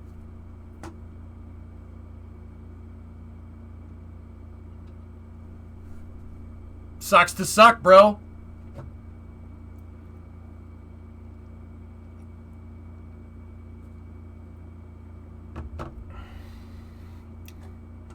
Last link for another one of Nauka. Another Nauka track. Let me see. Nice track.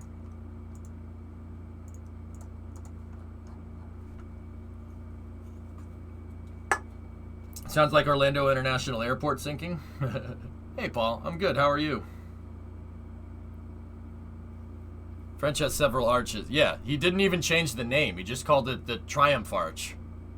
Didn't even change the name. He just wanted to build literally the same thing, but bigger.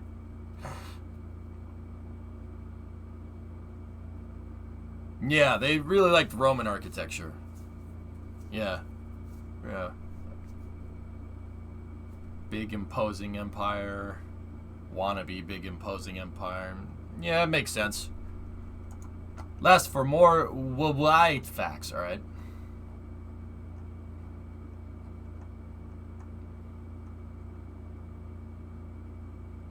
In Interesting fact about early World War II, friends in the UK actually invaded Germany and took a few villages. They retreated as they feared a swift counterattack that never came, as 90% of the German forces were in Poland. Intel is everything. Yeah, I actually knew that, dude. Floating, I don't know if somebody told me that in chat. I remember. Yeah, they probed the Siegfried line. Foreshadowing. Much? Man, now I want to play Hearts of Iron. We have to keep going. We have to keep going. Maybe some other time.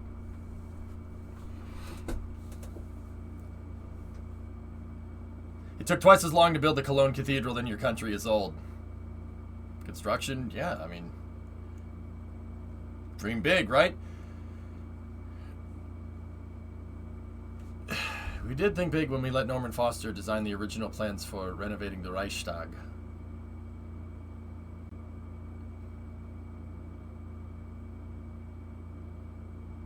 I actually kind of like that. That's actually pretty cool.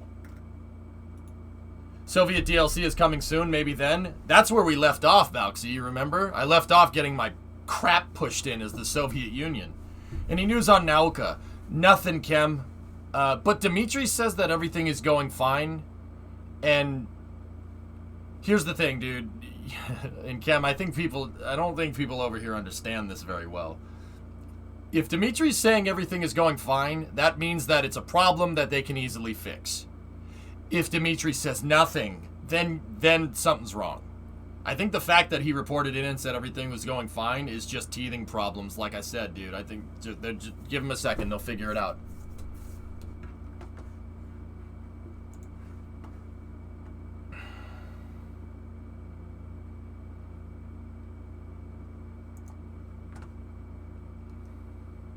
A bit of good news, Nauka is in stable flight, has steady power input from the solar panels, and life support is functioning well, per Anatoly Zak. Like I said, man, that's one thing I noticed about the Russians. If they ain't talking, you did something's wrong. If they're saying everything is good, that means there might be a problem, but somebody's fixed. I mean, that's not even just Russia, that's just everybody. That's just everybody. When people shut up, when anybody, you know what, that ain't just it. It's just people that conduct spaceflight in general. When they don't say anything, something went very wrong. Demo, what's that?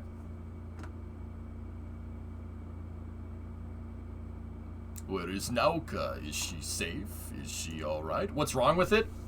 They haven't launched a module. They haven't launched this type of module in 20 years, bro. Give them a second to figure some stuff out. Give them a second to figure this out. I was talking to Vasi about this earlier, dude. When's the last time the Russians launched a functional cargo block into space? The answer is 1998. You know what the answer before that is? Like 1986? The manual for launching, the checklist for launching a Nauka, or a functional cargo block, which is what Nauka is, launching one of those into space is probably this big, and it's probably 40 years old. All right? Give them a second to figure it out. They'll be fine. I have no doubts. They wouldn't have put it up there if there were any doubts. Anyway, next news. Boop. The ESA advances Vega rocket evolution beyond 2025. The ESA will further increase the competitiveness and environmental sustainability of the Vega launch system beyond 2025 through a contract signed with Avio in Italy.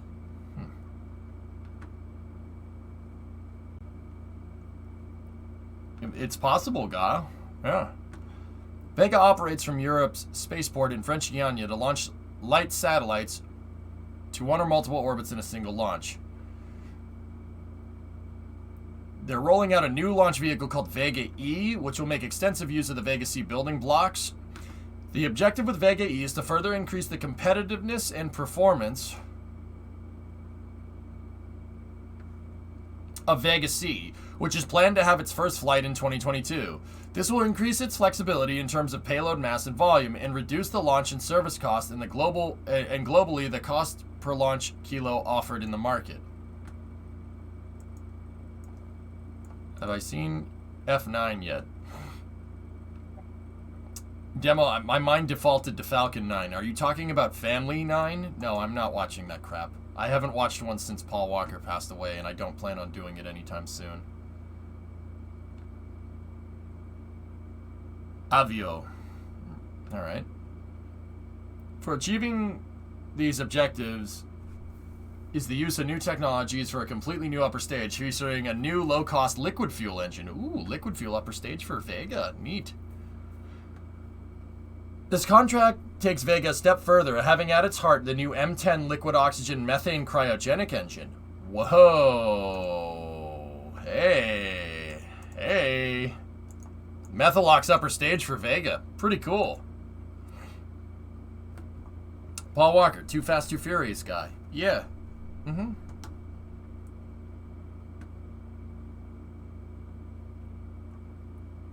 Yeah, nice, nice. Vega E will have 3 stages, unlike Vega C, which has 4. 2 stages will be derived from Vega C, the P120C solid rocket motor and the Zafiro 40 motor on the 2nd stage. So that's P120 and the Z40 is what they call them. That's cool, man. Do we have a picture?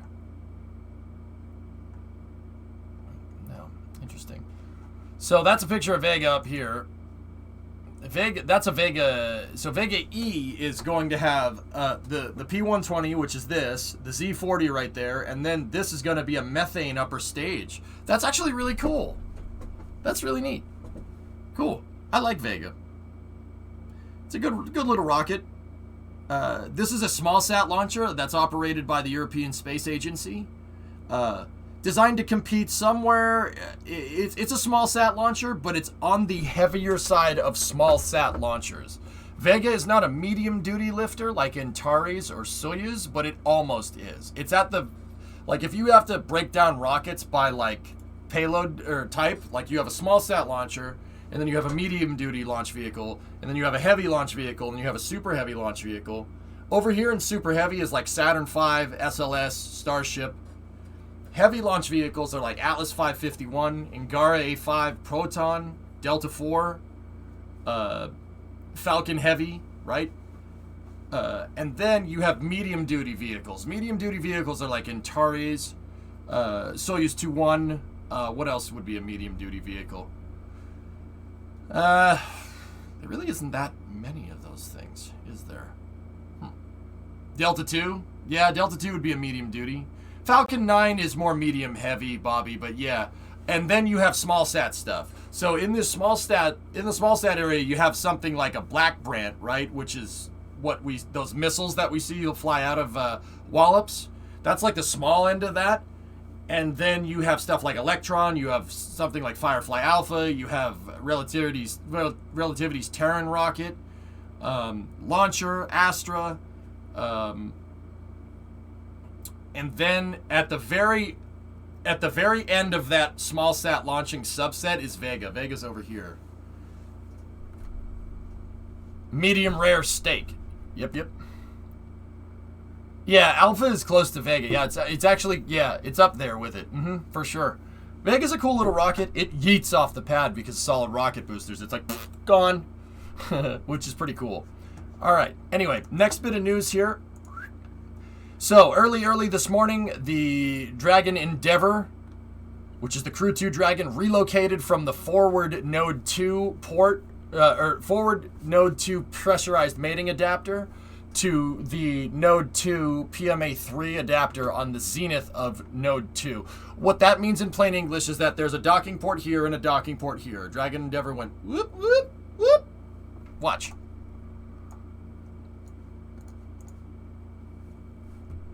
That's the crew of the capsule. They were in it when this happened. We await the departure of Crew Dragon Endeavor from one docking port on the International Space Station to another in what we refer to as a port relocation.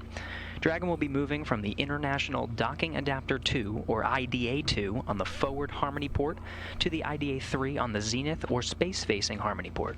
This will free up the forward port for the arrival of Boeing's Starliner on its upcoming Orbital Flight Test 2, or OFT-2 mission. Family. Yeah. How old is this? This was this morning, dude. All hooks open and nominal. So they wanted to clear the front port here for the Starliner. For Starliner to dock. They want Starliner docking to the front port. Better visibility. Better ingredients. Papa Jebs? Separation is confirmed. Okay, Dragon undocked. That's Dragon Endeavor.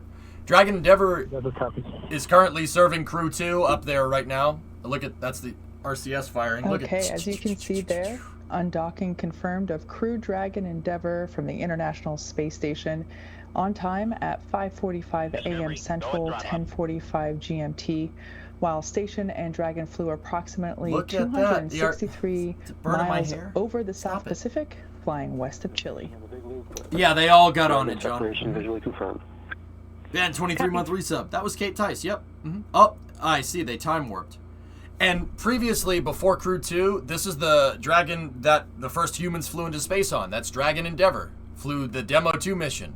Bob and Doug flew up to the space station with this capsule. That capsule was reused for Crew 2 and will probably be reused again when these guys get down. Oh, look at that. Okay, it's going to align on the R-bar of the space station.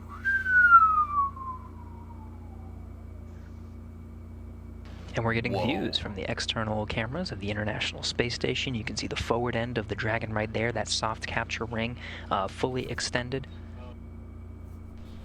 It's later in the year. The sequence for moving in from waypoint 2 to docking has begun.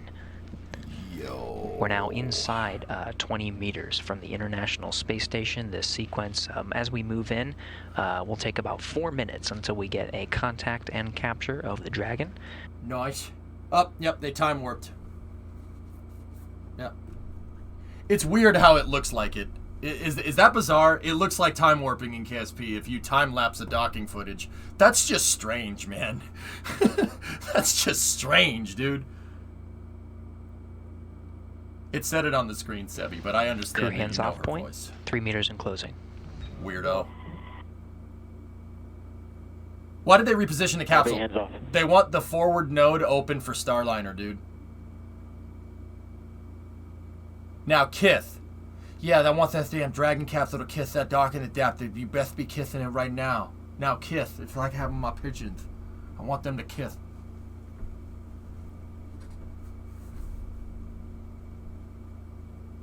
Kith informed the men.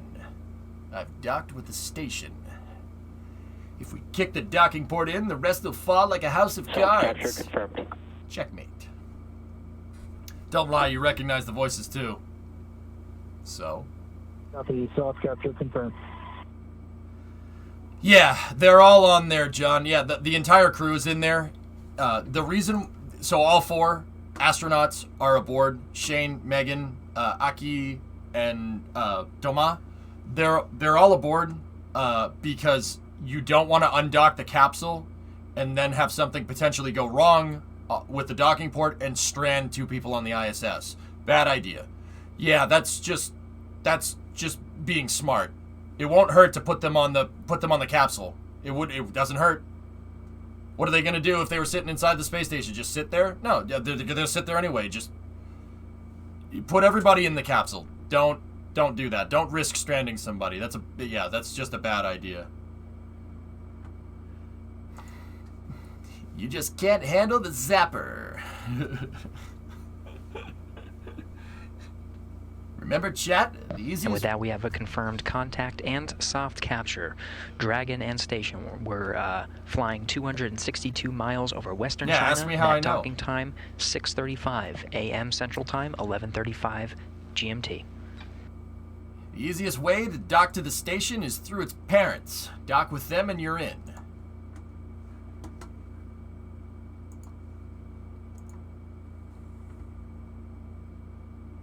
Next news. So this is coming from Sunita Williams, who is a commercial crew astronaut from Massachusetts. Yay. Sunita posts, it's getting real. It's in the Starliner's in the vehicle the vertical integration facility and getting prepped for launch soon. Thanks to so many that work on the Boeing NASA ULA team for their hard work to get her this far. So Sonny's over there. There you go. So that's Mike Fink right there, Nicole Mann, Barry Wilmore, and I forget these guys. I forget her name. She's bad with this all the time. Either way, There it is. Starliner's behind him there. Jeanette Epps. Thank you, Simba.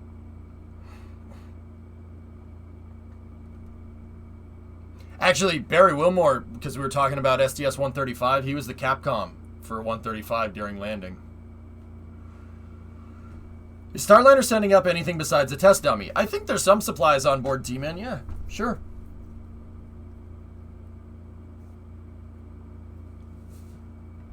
She has a Starlink shirt?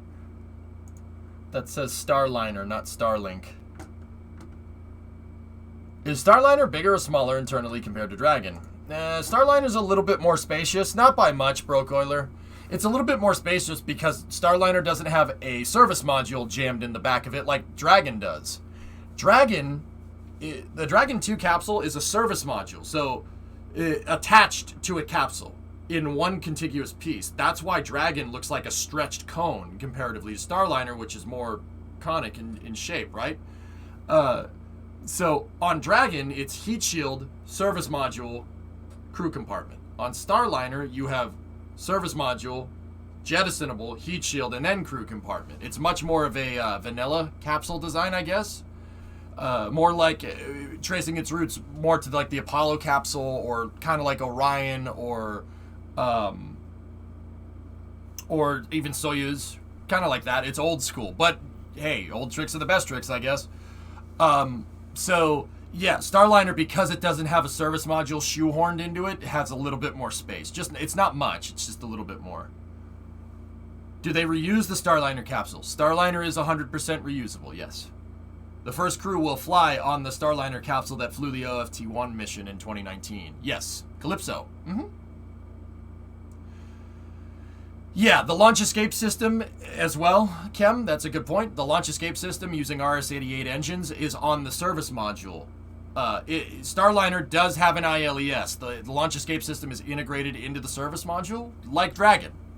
But once again, it's a separate service module. The service module is jettisonable. So when will Tsuichi Noguchi ride in Starliner? Well, I'm pretty sure the commercial crew astronauts could be cross-trained, but I'm not sure. Does Starliner look like a marshmallow after re-entry? No, it actually looked okay, to be honest with you. There are pictures of it. There are pictures of when it came down. Bro, it's got shuttle parts on it. I'm serious. There's a picture of the capsule that flew into space on the OFT mission.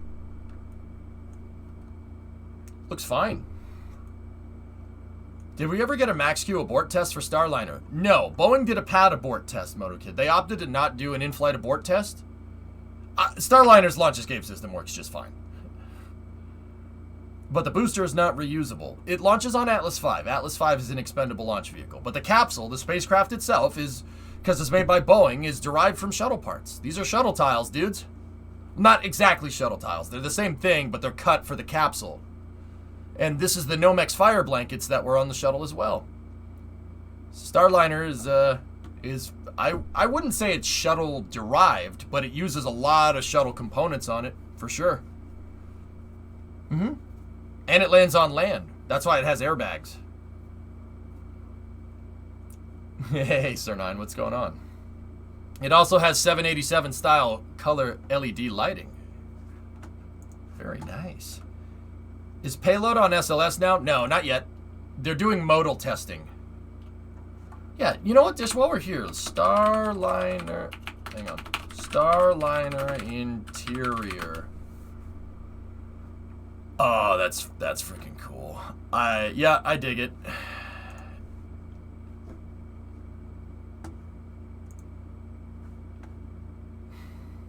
I think that's just a test. There you go. That's it right there. Oh, yes. Very nice. Very nice. I think this might be the trainer, though. I don't think that's full fidelity. That's full fidelity right there. Oh, look. It's that same... Huh. Who are you? It's the same person.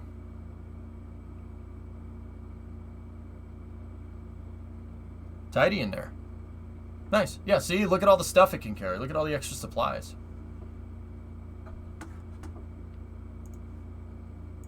What's that, W?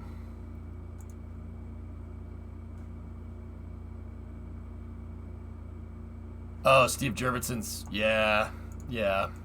Pretty cool.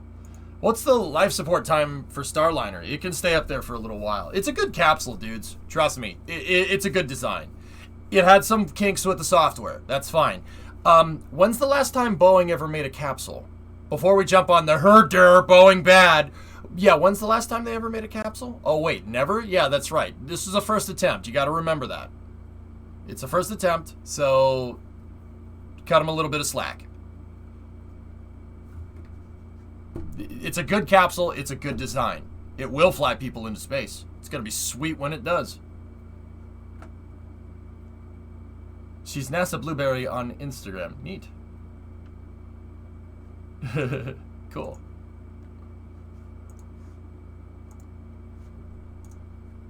I'd say Starliner is pretty decent for a first attempt. Just putting it out there.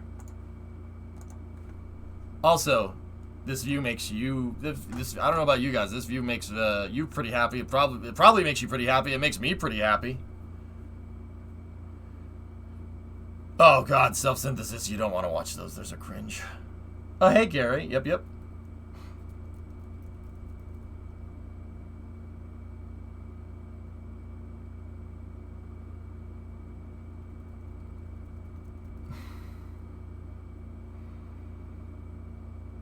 Well, Boeing, yes, the companies they bought over the years. So, Josh, if we want to play that game, because I knew somebody would. You want to play that game, dude? North American? North American made the Apollo service module and capsule. I'm pretty sure nobody that works at Boeing that's working on Starliner also worked on the Apollo CSM, dude. I'm pretty sure those guys are retired. So, you know, once you lose that technical expertise, yeah, you're basically starting from scratch. Grilla, if you're going to draw rockets in my chat, please use the rocket emotes. Okay. What first stage is that? That's an Atlas 552? Or N22, excuse me, not 552.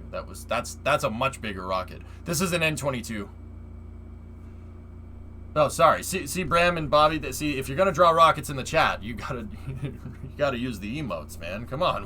What's wrong with you, right? Cuz you were drawing rockets in the chat. Right?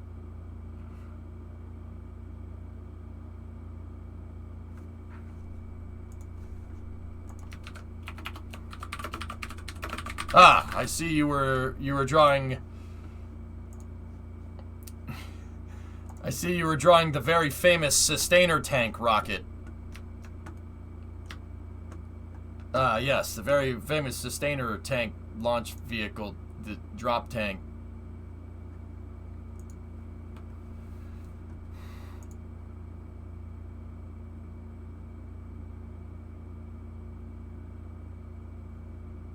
Yeah, of course, pretty much.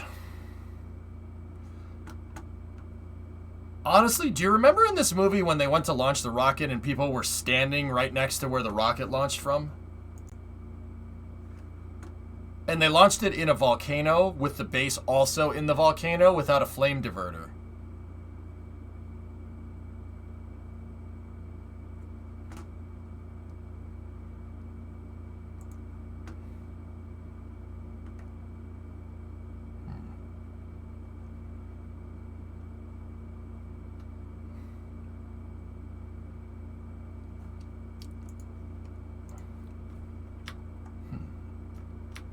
Colonel, you better take a look at this radar.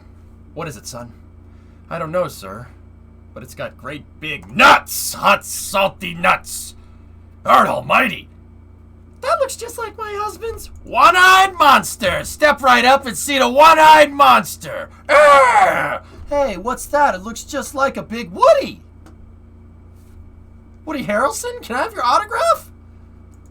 Oh my lord, look at that thing. It's so big! Nah. I've seen bigger. That's just a little prick. It's a flu shot. You've been in the coldness of space. If it's one thing to affect me, it's definitely another to affect my mini-me. I'm going to get you, Austin Powers.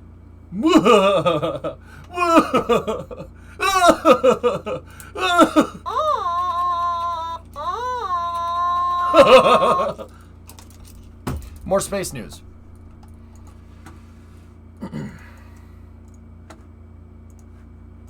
Laura and Julie, welcome. Alan Shepard's daughters. It is such an honor, let me tell you. What was being here today for this launch of New Shepard like? Julie, tell me your impressions. It brought back home and what Daddy established, being the first, and then to see this wonderful new rocket going and what it's doing is it's where we need to be. It was a thrill. Brought back lots of memories, especially when the parachutes came out, because I remember that on Daddy's first flight in 1961. Laura and Julie, thank you so much for joining us. Your father's legacy lives on. We think about him every day as well as we continue our work. Thank you. Thanks so much. That's Ariane. I didn't see that during the cast yesterday or 2 days ago, but Ariane Cornell, the host of the Blue Origin webcast, has got to interview Alan Shepard's daughters. New Shepard is named after Alan Shepard. Alan Shepard was the first American to fly into space. It's pretty cool. And he also later went to the moon. You know. It's pretty cool.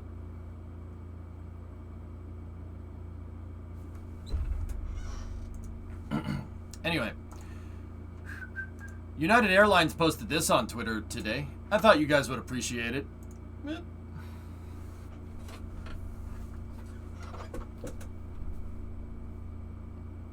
Not trying to downplay what this could mean to the industry and future projects. Why does this feel like a reality show? People are trying to sell space, Cisco. They tried to sell airline travel by doing the same stuff in the 60s, man. You've seen some of those adverts from the 60s? It's cringe as hell.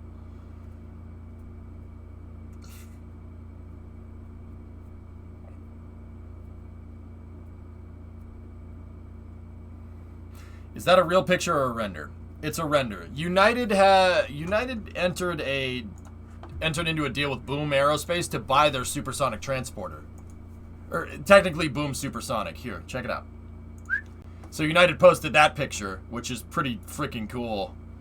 Boom Supersonic is basically trying to build a medium, not a medium duty, somewhere kind of synonymous in function with a 737 that breaks the sound barrier. Yeah, they're building smaller supersonic transports in an effort to try and make supersonic transport more cost effective. Because one of the problems with the first generation of supersonic transports, so Concorde and the Tu-144, is that both of them were derived from military technologies and they were very expensive to maintain. But does that snoot droop? It does in fact not droop. Supersonic retro propulsion. Yeah. So United actually signed on to a purchase agreement with Boom Supersonic. So United went and posted this on their website. The United ramp of the future hits a little different. That's freaking awesome, and I want it. Can they go over land at speed? Not 100% on that one. Supersonic propulsion? Yeah. Nowadays, with modern landing tech and cameras, they don't need the snoot to droop. Yep. I'll take 3. Yeah, so will they, I guess.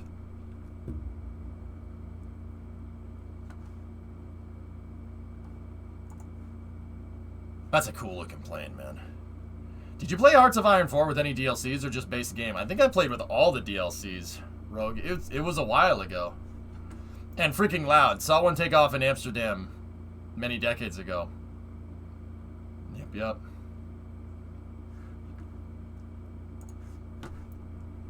Hey, someone's trying to bring Supersonic back onto the table, dude. Part of the reason why... There's 2 big reasons why the Concorde was not very cost effective. One, the sonic booms were way too freaking loud. At least people think they're way too freaking loud. I mean, I don't know. Nobody bats an eye when landscapers go out and freaking landscape and they make tons of noise, you know? But I get it. I wouldn't want a cannon equivalent to a howitzer shot going off pretty much every day, multiple times. That would get annoying after a while.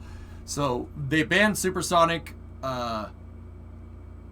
travel over land in the 70s. The U.S. and pretty much everybody else did. So that basically relegated Concorde to doing transatlantic crossings, and Concorde didn't really make financially viable sense if you only basically put it on one route. There was, well, two routes basically: Heathrow to New York, New York to de Gaulle. That's pretty much it. It doesn't bother the folks in Edinburgh. They got a howitzer going off every day. Tessa, I don't know what that means, but okay. EJ, airports are too loud. I bought my house right next to it because it was cheap, and now I want them to be quiet. Yeah. Stupid, man. I don't know what that means, but... Why no Trans-Pacific routes? I actually don't know, John. Yeah. Every day at 1 o'clock they set off a cannon in the castle. Yeah, that's kind of cool. Yeah, Jake, can you imagine having, like... Dude, how sick would it be to have a house near the airport, right? And then you just have a camera pointing up, like, and you could go plane spotting. Das, you remember that time we went plane spotting at Wallops? And we used the P1000 to zoom in on the logo of a 747 flying over at like 37,000 feet. That was awesome, dude.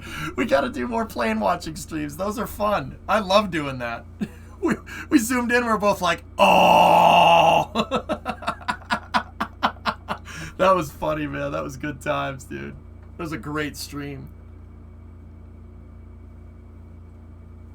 Well, I mean, the other reason why Concorde was so expensive is because it's derived from military tech. So lack of really useful routes and being derived from military technology, expensive.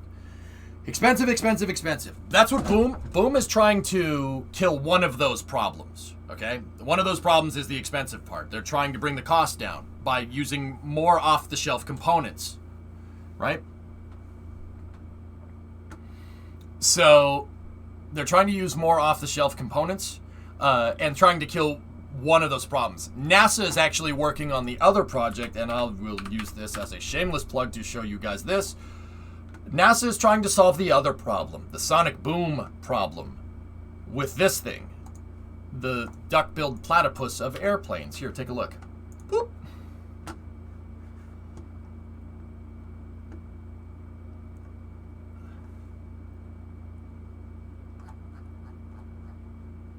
What the hell is that thing? That's the X-59 Quiet Supersonic Transport Demonstrator.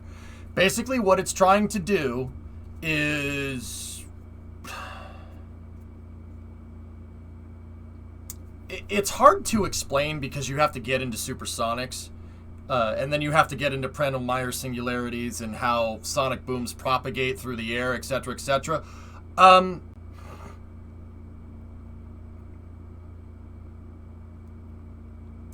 The right way to say this is that it's trying to basically muffle the sound of the sonic boom. And that's what all these aerodynamic surfaces are. That's why the wings are shaped the way they are. That's why it has all the tails, shaped the way it is. That's why it has these up there. That's why the nose looks like a platypus.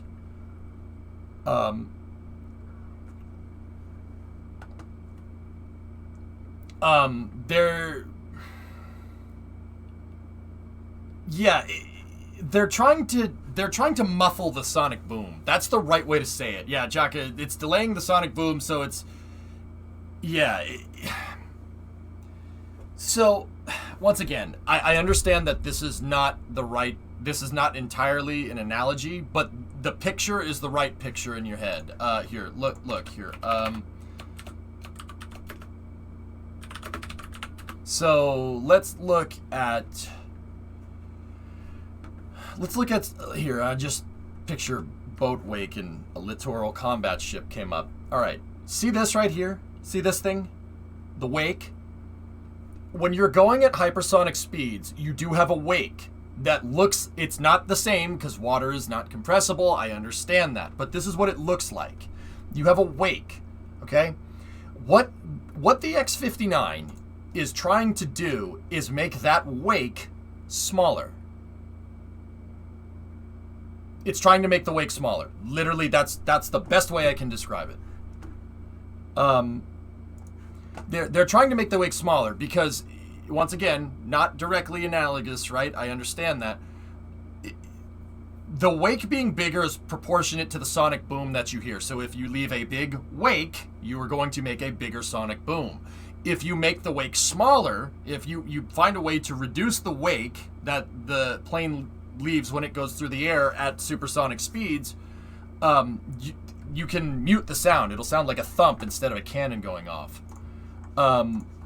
Here, another thing I can show you is NASA has imaged this wake before with T-38s. I can show you. A boat wake was just kind of a visual way of representing it. If you want to see what these wakes actually look like, here, take a look.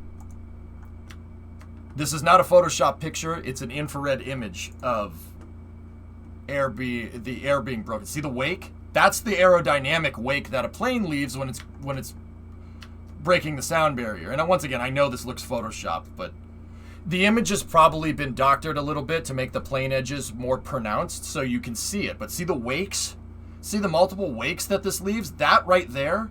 See the big dark spot? That's what makes the sonic boom. It's called the Prandtl-Meyer singularity.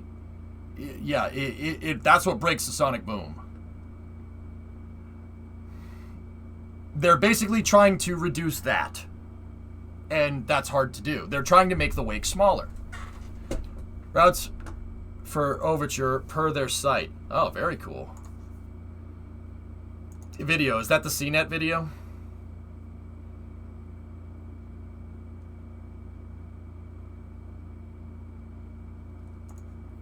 Cool.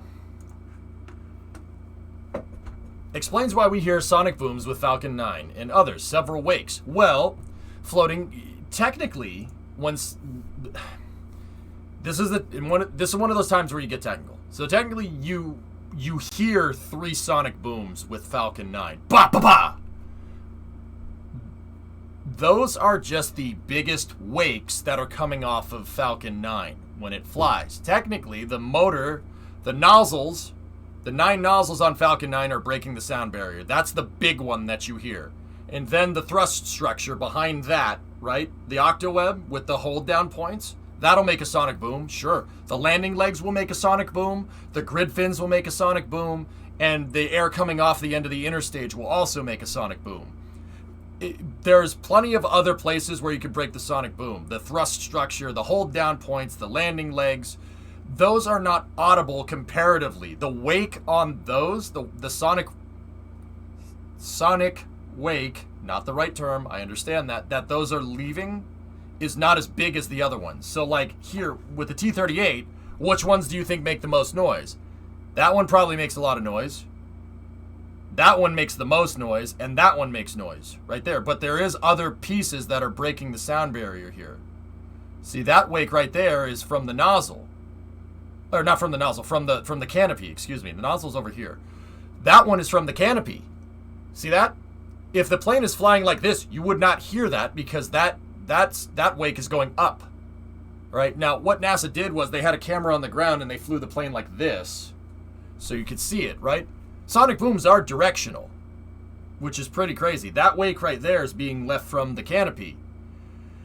This is what you'd hear on the ground. But see, that wake is much bigger than every other wake that you have here, so that's the one that you'd hear. Falcon 9 has a wake from the grid fins and a wake from the interstage that looks something like that, and a wake from the front.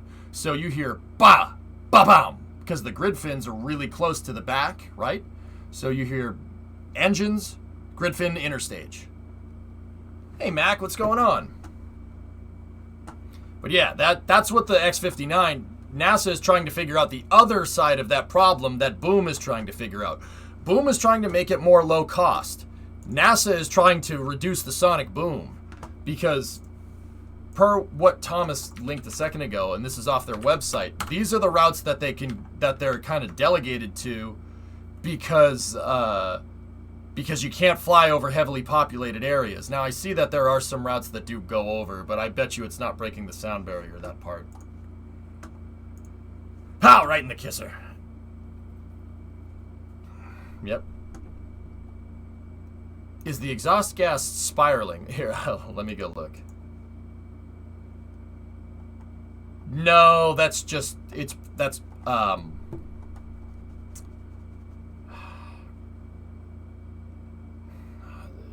it's higher pressure, basically. And you are getting some heat distortion there, but dude, check that out. The shock diamonds that you get from the exhaust coming out is also breaking the sound barrier. You know how the exhaust goes in and out like that? Isn't that cool? That's also breaking the sound barrier. Pretty neat, huh? Yeah, cavitation. There you go, Clint. Sorry, I couldn't think of the word, dude. I know what's going on, but I sometimes forget the terminology because this is like a live show. So I have to... Dude, I didn't think I'd be talking about Prano-Meyer singularities today. So everything that you heard is off the cuff. I gotta go back and read this book more. You know? I gotta go read this again. So I might not get the terminology exactly right. But, yeah. I decided to dive into that thing for fun, right? Because it'd be fun, right? Study aerodynamics, they said. Self-teach yourself, they said. It'll be fun, they said. They didn't say that. I'm just stubborn and decided to do it myself because I'm an idiot. That's the truth. Hey, it's working. No, nothing right now, Sebi. Sorry, it kind of fell to the wayside because of all the launches and vacations and stuff. But yeah, we'll get back to it. Trust me. That's why rocket exhaust sounds crackly. It's literally a bunch of small sonic booms. For the most part, yeah, that I can't make the noise.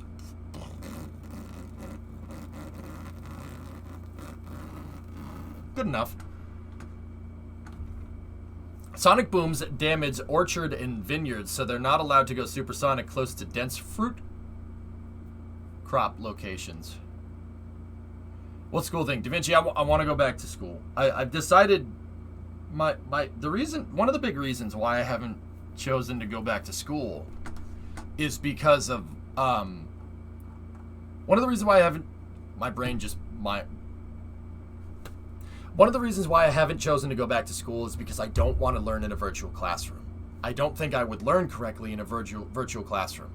But then it dawned on me one day. I literally have done everything that I've self-taught myself ever about aerospace engineering virtually. Like, everything that I know about aerodynamics was done on a computer, learning virtually with my own curriculum. And using Kerbal to kind of visualize it. So what the hell's the difference? Who cares? Just do that. Like, Shatter, I know it sounds like, wow, EJ, thanks for that revelation. It took me a while to figure that one out, dude. I don't know why. So if you put a stationary object in a wind tunnel and could get that wind tunnel to supersonic speeds, in theory, you could have a stationary sonic boom, right?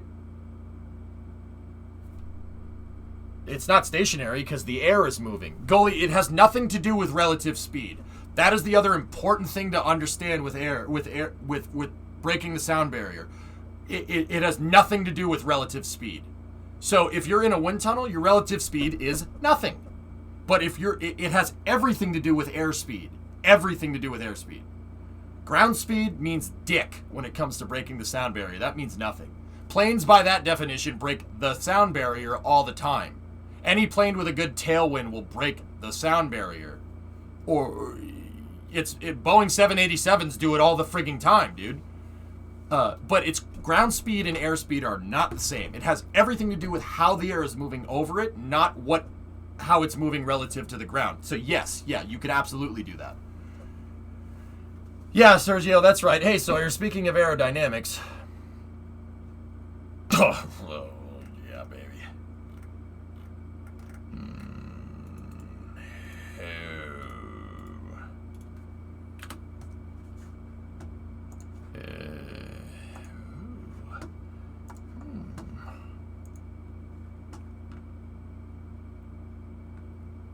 Helicopters. Actually, helicopter blades don't break the sound barrier. If helicopter blades started to break the sound barrier, you'd have a big problem. You don't brute force a propeller past the sound barrier. Yeah. Yeah, they tried that. They tried that on a side note. I'll go back to this in a second. They tried that. Yeah, that didn't work. The XF-84, Thunder Screech. Its name is not, it's not just a clever name. Yeah, loud, very loud. Yeah, very loud. Oh, yeah. Yeah. Propellers, when they approach the sound barrier, if they get into transonic propellers, helicopter blades, the sound goes like, it goes from like, okay, it's getting louder, it's getting low, you know?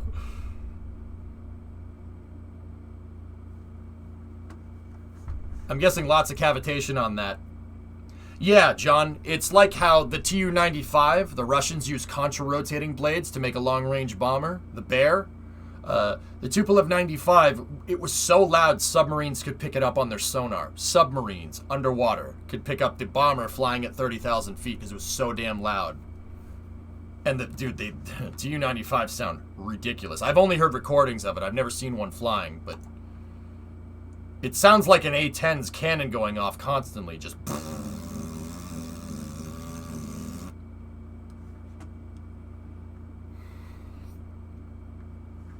Also, I'm just gonna, yeah, Sawyer, that's, ooh. That's nice. Look at the brake ducts. Oh, that's so cool. See my last as well. No, I don't like your car stuff. Anyway, what's up? Bradley, nice.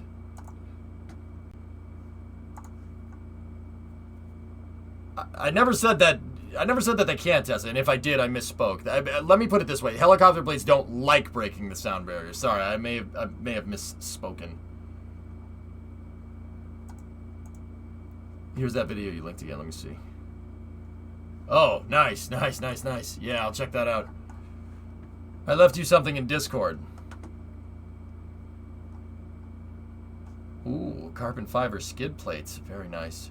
Dude, look at the fences. It's got fences underneath, man. That's so cool.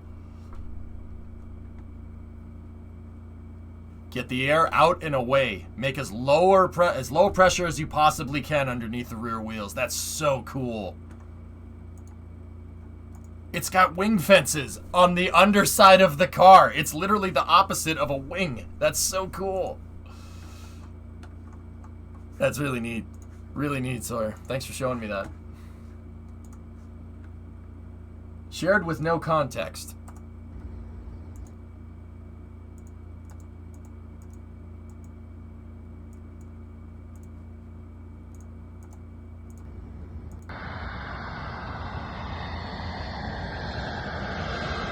Okay. Keep looking up. Okay.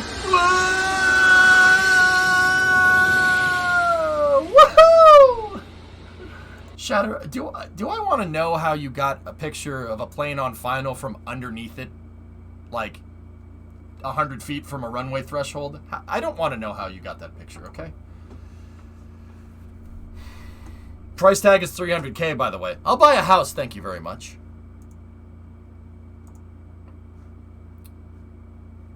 I didn't take it? Oh, okay. Here you go, Tu-95. No, I know the noise. And I know what video you linked as well. Yeah, listen to this. Here, we can watch this on stream.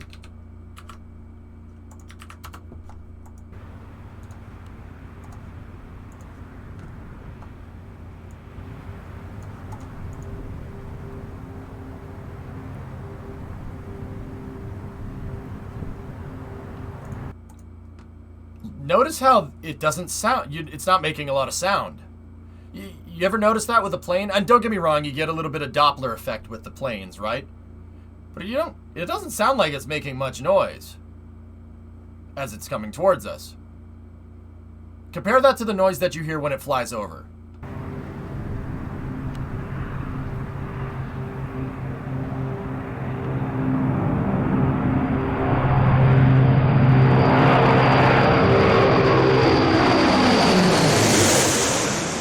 Yo, that's sick, man. It's because of the wakes. Now, don't get me wrong. It's not leaving. It's not going supersonic. Maybe the propellers are spinning. Some of them, like it's near it, right? But yeah, that noise though. Yo. Yeah, that's not even throttled up. Oh, that thing is cool. And grease it.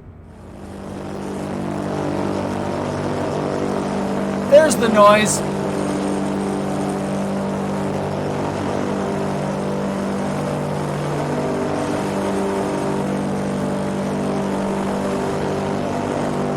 What?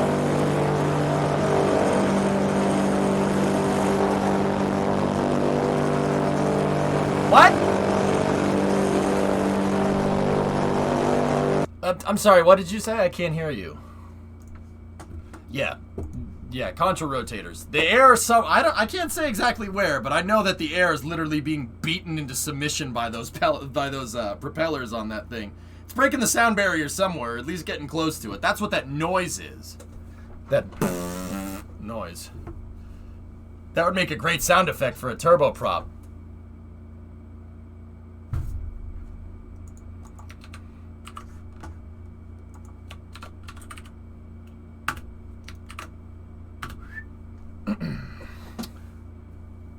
I linked it to you, MGB. Have at it. Planes of the past are so much cooler than the modern ones. I know what you mean, Rev. I like Tu-95s and B-52s and MiG-29s and F-15s, man. I know exactly what you mean. F-14? Hell yeah. I like that stuff a lot better. Reminds me of an AN-22. Yep. First batch of car show photos. Oh gosh, you guys are really... I haven't even gotten to the Starship news yet. Oh, I love it. I love it, C-22. I'll have to look through those later. Think KSP turboprop part. Oh, I know what you're thinking. Oh yeah, no, I know exactly what you mean. Can we go back to spec? Of course. Alright, so, it looks like they started installing... okay. It looks like they started installing hydraulic jacks onto the Dinglebop, furthering the evidence that the Dinglebop that's out at Boca Chica here is a dynamic test stand.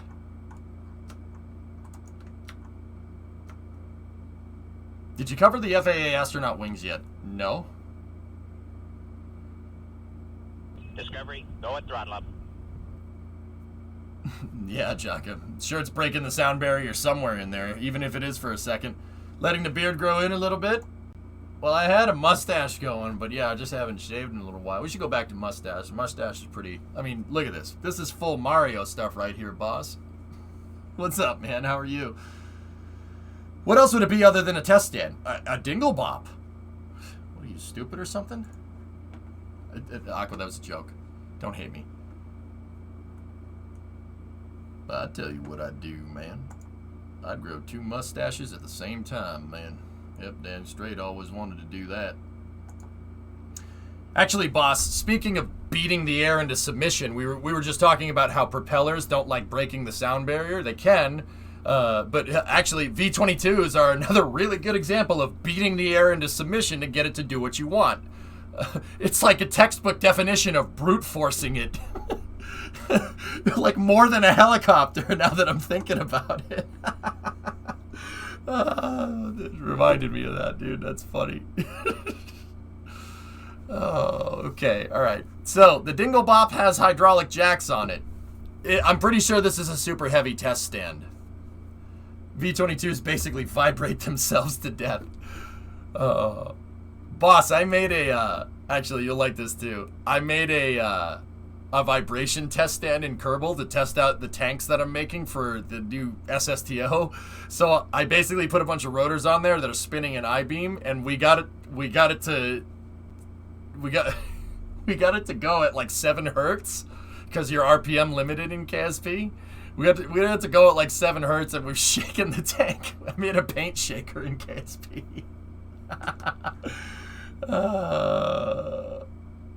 We made made a paint shaker, dude. It actually worked, man. I got the tank to rattle around, which is funny as heck to me. What's that, Tessa?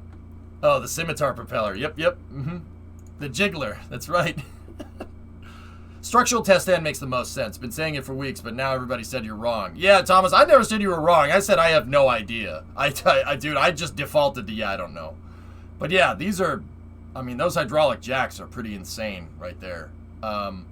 Yeah, I'm gonna go ahead and guess that you're right, and I'm gonna go ahead and guess that this thing is gonna find its way to that concrete foundation that's near the orbital launch mount.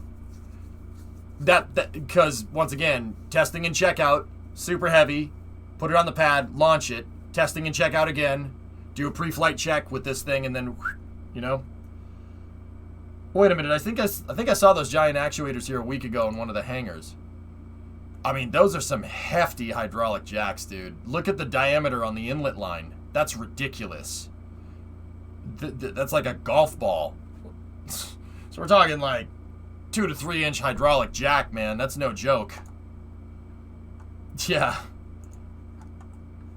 That is, yeah, that's the return. I think that's pressure in return right there. I think. I don't know hydraulics the best, but that is a big pressure line. So I think that they're going to use this for super heavy dynamic testing. So basically, they'll put a cap on top of super heavy to simulate having a starship up there, and then these hydraulic jacks will be attached on big steel cables to the top of that cap on top of super heavy, and then they're going to pull down on them to basically hydraulic press the super heavy booster. Ah, yes, we have super heavy hydraulic press here to crush rocket first stages. It's very dangerous, so we must deal with it. A bunch of test end parts come directly from the McGregor site. Cool. Apodoxin, what's that? Oh, FAA criteria for an astronaut? Oh gosh, dude, I'm not touching that, man. Can you imagine if these guys got their hands on one of those? They'd probably blow it up. And I mean that in an endearing way. Alright, let's see. So RGV also took these pictures here of the booster catch mechanism. Whoa. They made a unilateral decision that they get to decide who is an astronaut? Oh, jeez.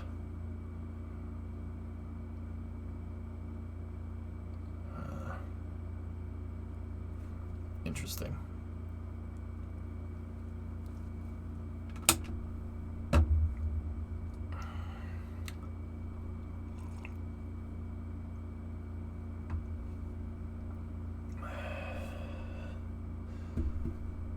I'm trying to piece it together, but I'm having some trouble here. What the heck is this thing? Last two. Some info. Some info on the hydraulic that's on the Dinglebop, okay? Who took this picture? Well, it says it right there. Oh, that thing. Boss, I'll say it once, I'll say it again. I don't think that catching a booster is impossible. I just think it's really, really difficult. Because it hasn't been done before.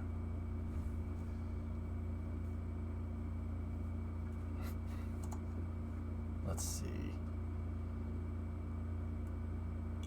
Why do you recognize Eaton? Eaton makes superchargers.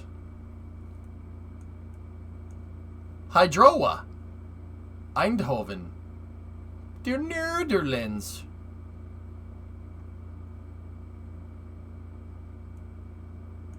Yeah, they make all kinds of stuff. Extend 34.5 megapascals. Oh, okay. Yeah. Oh, it's using mineral oil. Very nice. Discovery, go at throttle up. Oh gosh. 43 MPa. Yeah, that's a lot of pressure. That is that's a lot of pressure. 43 megapascals. That's that's, yeah, that, let's see, let's do the math out. 43 megapascals is 43,000 kilopascals. That's 43,000 atmospheres. Or no, 430 atmospheres? 4,300. 100, you idiot. Yeah, that's a lot. Yeah. What is that in PSI? Yeah, 6,200 PSI. You guys already have it. Yep. It's more than 3. Yeah, 1 atmosphere is what you're feeling right now. That's a lot of pressure. How many Ford truck engines is that? Ford truck engines aren't measured in pressure. Yeah, 350. Let's just say 350.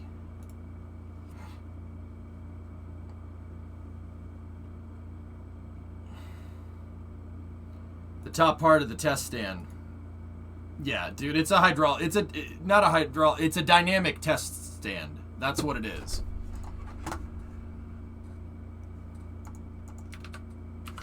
Here's the other part. There's the cap that the hydraulics are going to pull down on right there.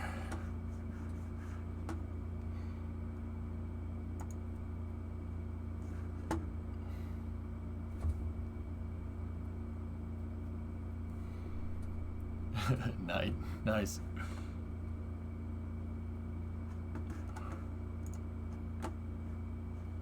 Oh, very nice picture, Bill.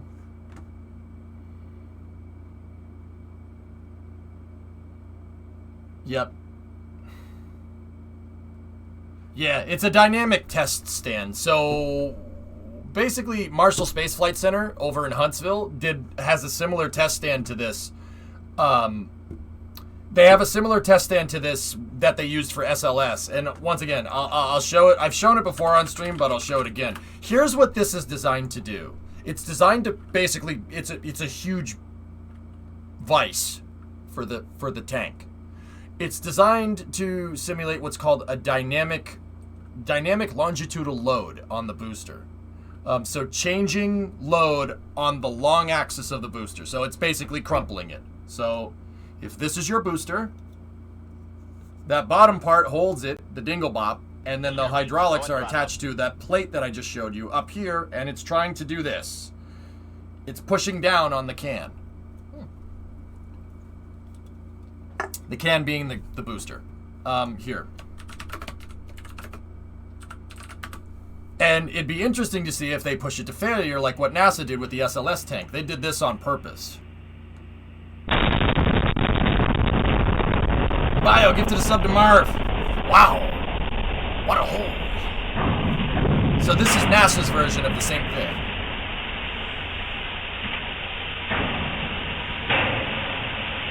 Headphone users, just in case. I forget how loud this is, but also...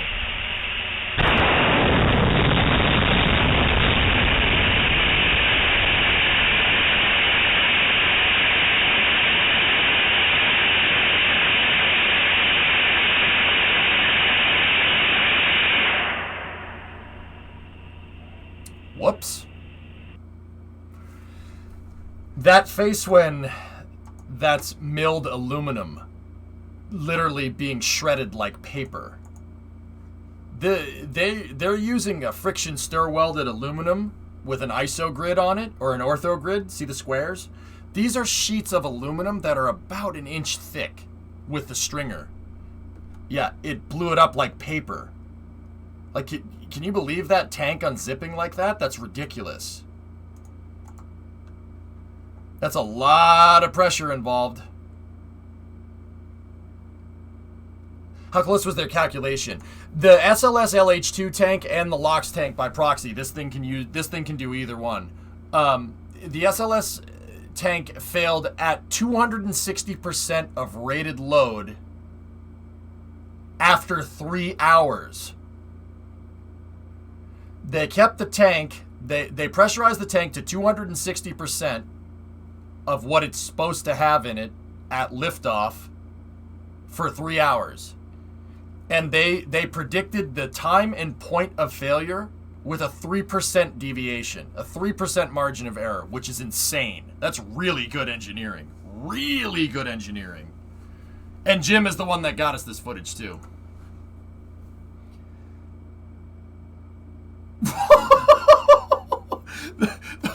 Those are like an inch thick sheet of aluminum, and it's just like, nah, never mind. Did it 154 and then some? No, it 260'd and then some. So this is simply a test of where of what the tank can handle. Yep. That being said, can they make it less structural to save weight? Oh, they could fire fist this, but you'd want the SLS core stage to be able to what's the right way to say this? Hold up heavier things on top of it.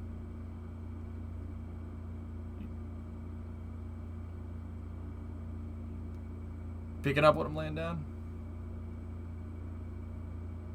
Well, 260% Da Vinci is way beyond safety factor. No. They engineered the tank for SLS Block 2. It's designed, they engineered it to basically have the EUS and 120 metric tons of payload on top of the EUS. That's what it's engineered for.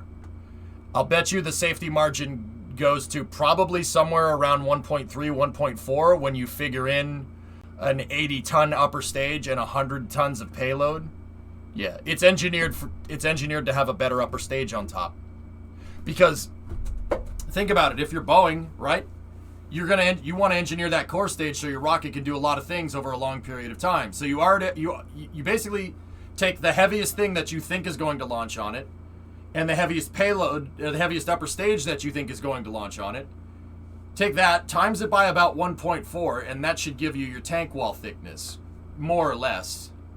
It's a little bit more complicated than that, just a little bit, but that's more or less the idea. Did they fill it with confetti? No, that's solid nitrogen coming out of it, Cornbread. Solid nitrogen. That's how cold that is.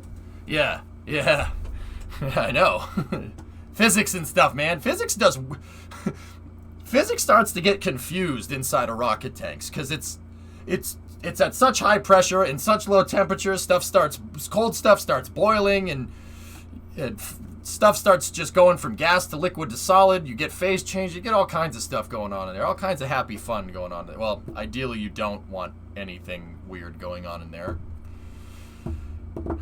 SpaceX had a problem with that one time. Yeah, you don't want anything weird going on in there, but you get the idea.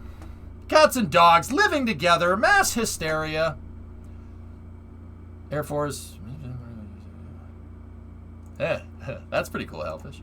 Can I have an ice cream cone with that? I mean, if you want to have some solid nitrogen, sure, why not?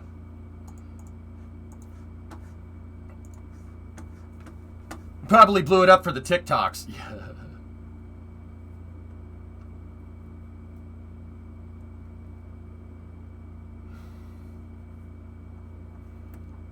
Heavier things. All right. Anyway, back to this. What's that?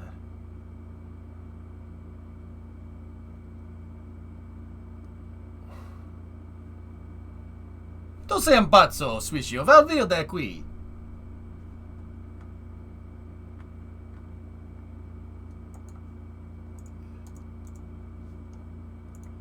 Eh? I don't know what that is. Perhaps some dipping dots then.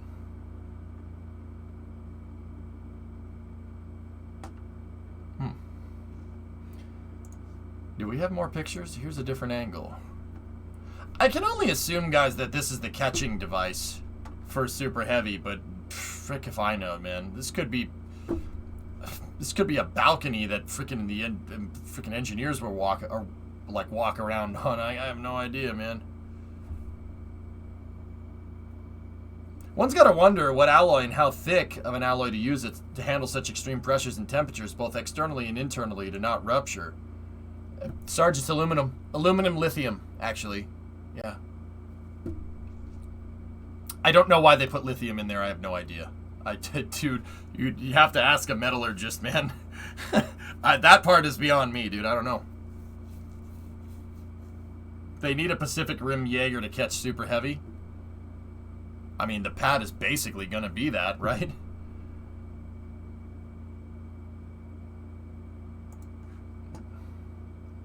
I think EJ already knows what this might turn into. I mean, boss, I see it. I see it. I'm recognizing some shapes here, man. And all I could say is, holy crap, that's going to be hefty. Yeah, I see it. At least I think I do.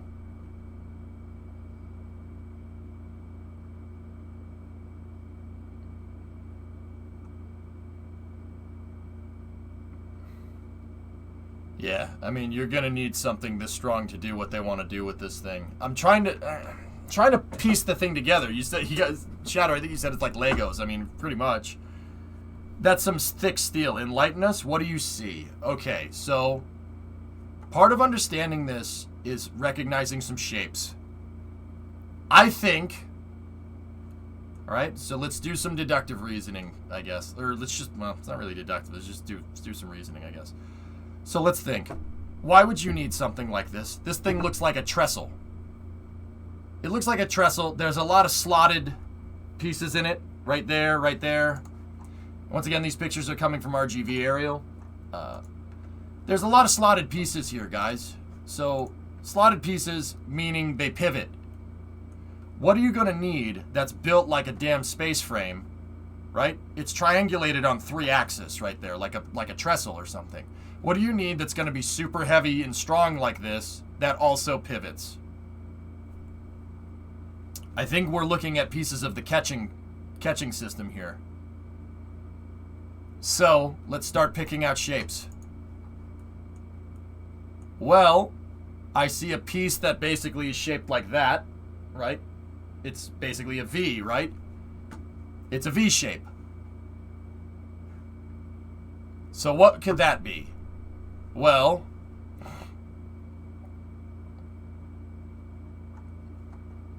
this could go around the tower. The tower is a V shape, right? Because the pad is right here, right? And the tower is like this. That V shape could attach to the pad. But, oh, wait a minute. No. Hold on. Hold on a second, guys.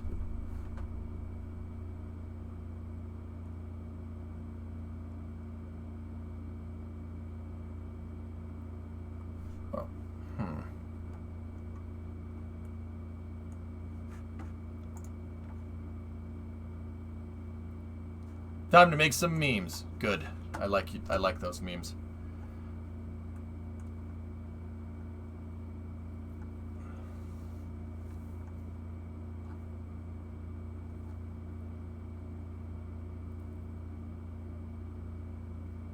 Interesting. Interesting. What if it's just a strong back? Strong back for what?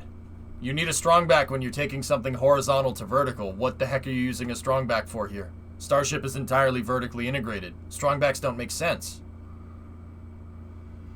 Look at the Bobcat. Yeah. So, fellas, all right, here. Paint time. So you have a piece that's shaped like this, right? And that piece has slotted holes on the sides like this.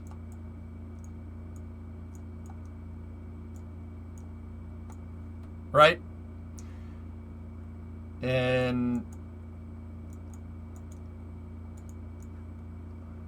you know, you have your...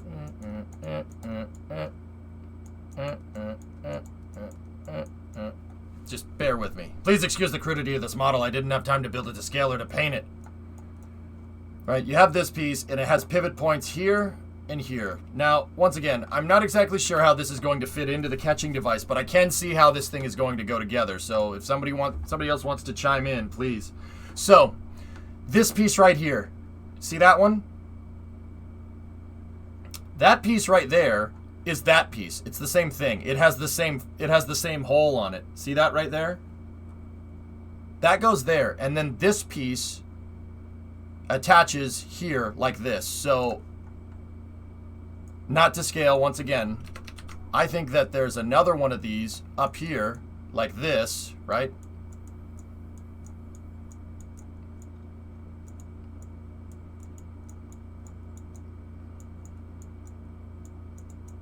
I don't know why I drew this crooked, but bear with me.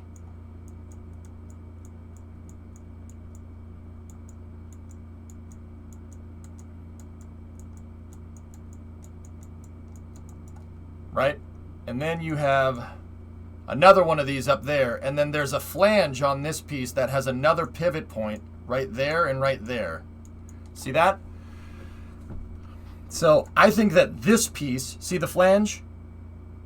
I think that this piece stacks on top of this. I think that piece right there is going to attach right there, and then this piece right here is going to attach on top of that.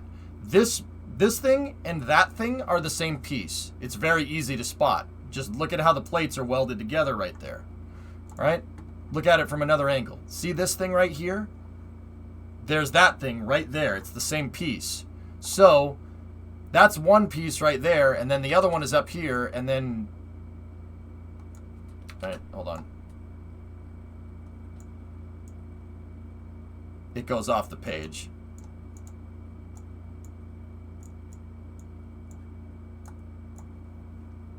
See what I'm talking about?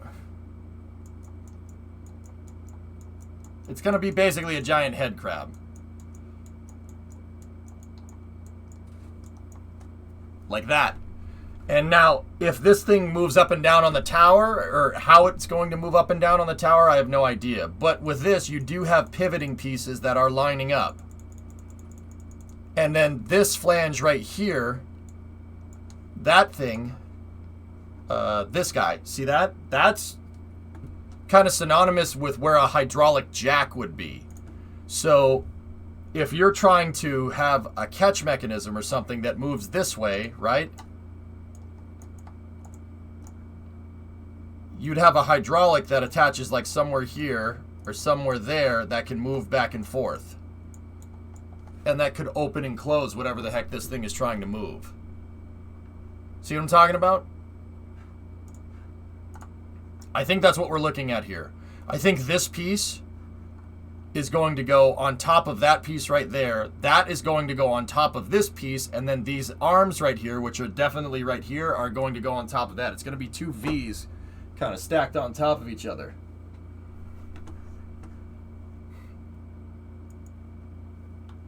Space Eccentric had this. Okay, let's see what he's up to. Let's see if he's we're on the right page.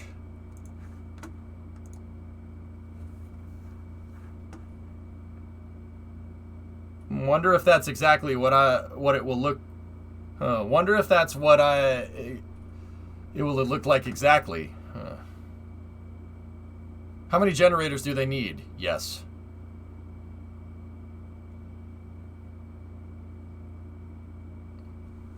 All right. Am I close, boss? You tell me, bro. I don't know. Yeah, see? Same thing. Yep.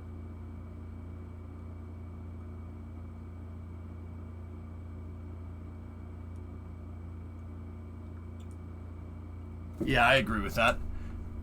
I wonder if you are. I mean, well, Space Eccentric kind of, yeah, see.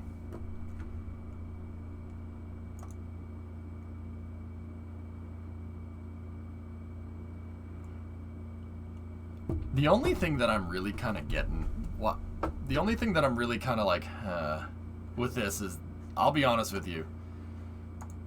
This looks strong, right? It's definitely strong. Is it strong enough to catch a booster? I don't know.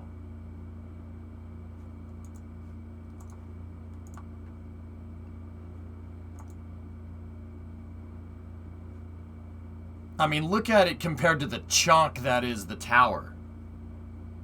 Are you strong enough to catch a booster? Sure.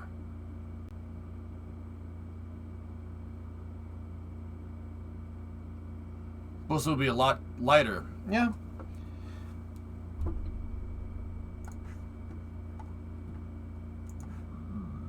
I mean, super heavy is still heavy. It's in the name. It's still heavy, guys.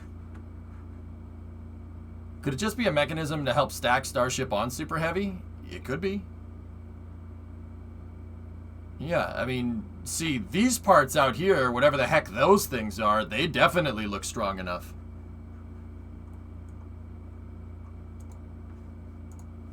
Yeah, but I don't know. I definitely think that like, we definitely see some of the same pieces, though. That piece is definitely the same as that thing. All right, that piece is definitely the same as that thing. This thing definitely stacks on top of that, and that stacks on top of that. I think Space Eccentric got it exactly right. I think this is exactly what we're going to see. The other thing is that they literally have the crane right there, ready to actually put this thing together. They're just welding this stuff together.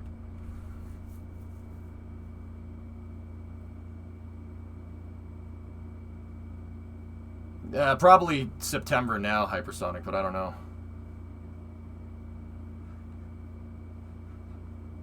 Who knows, dude? Who knows?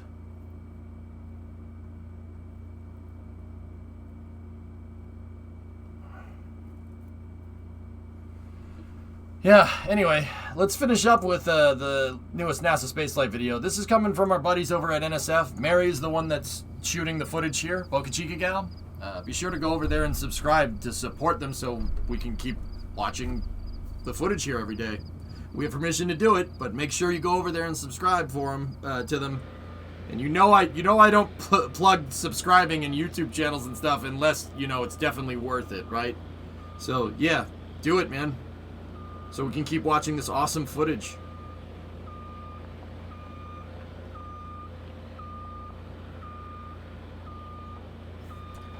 Hydraulics were added to the flanges in the mystery structure. Yeah, we went over that.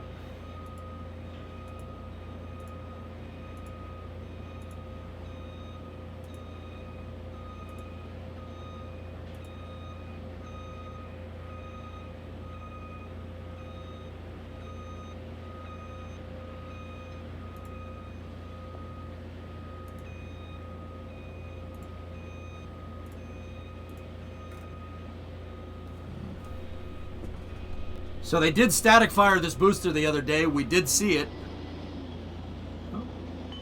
How many cranes you want, Elon? Yes.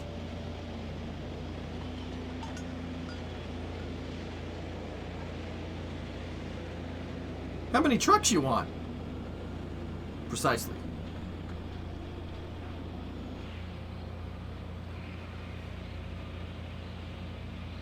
Yes, I want all the cranes, please. Oh, yeah, okay. One crawler crane for you. No, son. I don't think you understood me. Give me all of your cranes. Tadano 110 ton. Cool.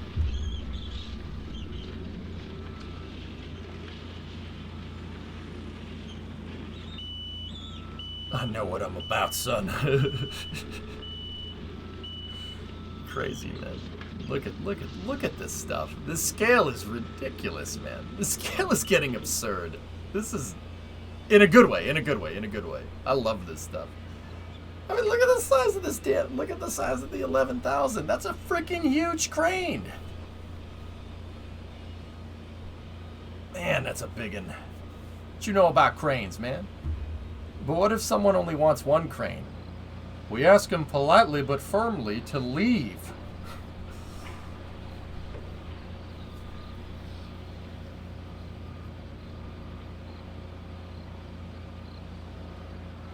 Are you not into cranes? Is it not why you are here?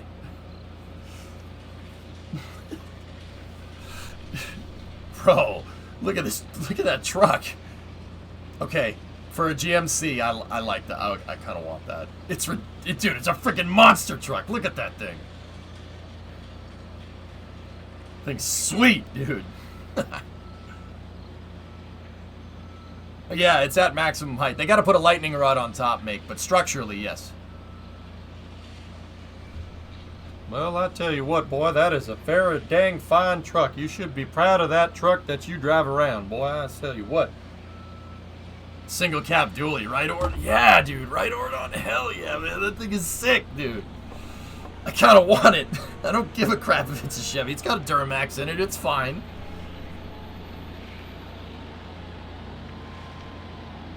Ruined by the Wrangler? Wait, really?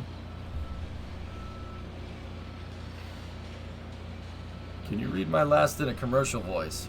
No, I can't. This video is brought to you by United Rentals. Yeah. Oh, no. Yeah, no. What are the big yellow tubes over there? Let me see. Dude, I don't know what that is. I have no idea. I thought it was part of the catching device. Game coder, but frick if I know. Look at this. Well, look at all these little cranes. So busy now. They got like a little ballet going on.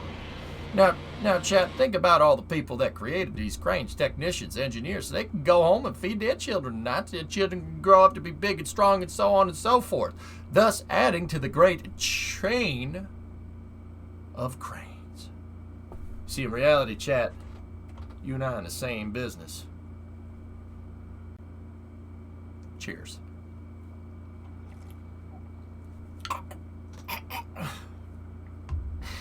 Where's the robot to pat you on the back? Sorry.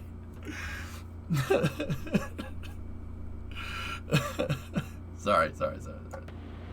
Okay, so there's an aft dome. See, the shower head things that are attached to the sides, those are Raptor vacuum mounts. Shower head, excuse me, not shower head. I don't know what that means. You're a monster, EJ. I know.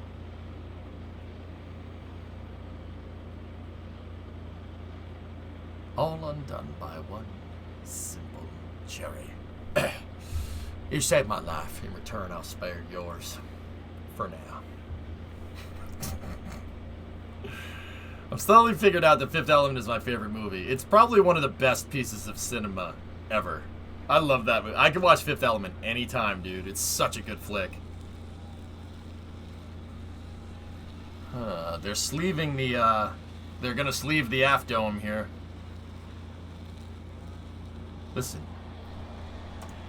chat. Tomorrow, from 5 to 7, you're gonna do your own space news. You green? Purple green.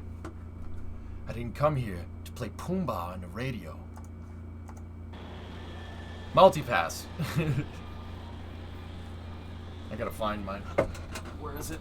Where is it? Ah. Yes. Multipass. Multipass. Yeah, she knows it's a multipass. All right. Anyway, we're in love. We're newlyweds. Just met.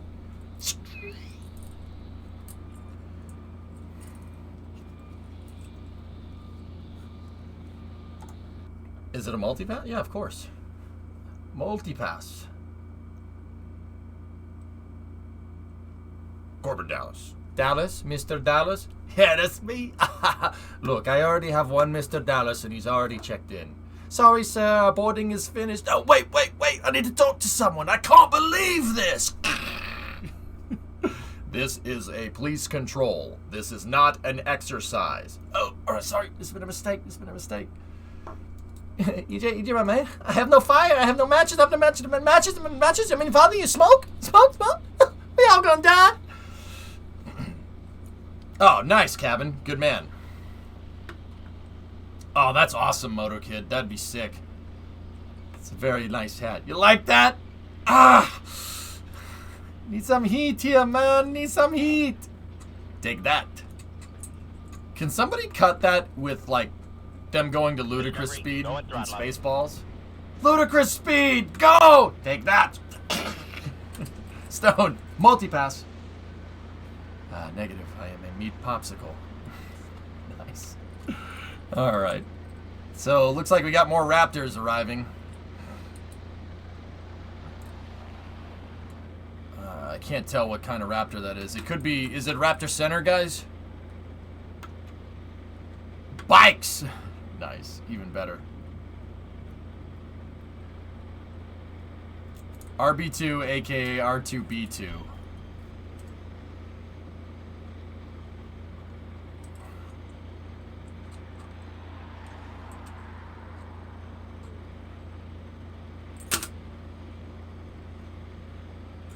I thought this was fake when you guys linked it yesterday. No freaking way.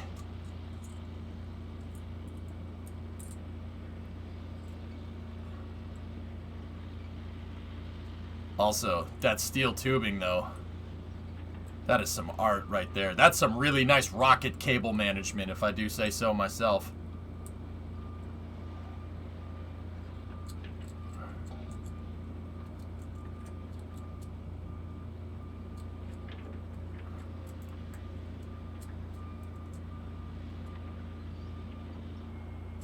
No freaking way. There's no way. I still think the NK-33 takes the cape for best rocket cable management. Yeah. Okay. Alright, that's fair.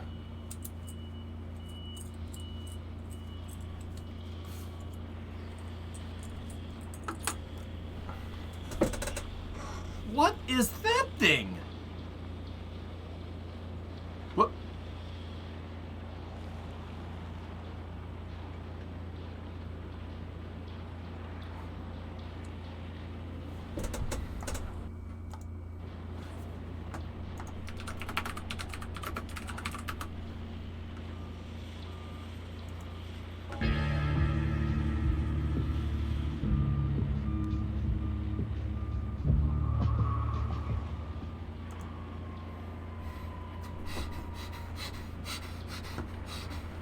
Sorry. It's the Steam logo. It's the Steam logo. Oh my god.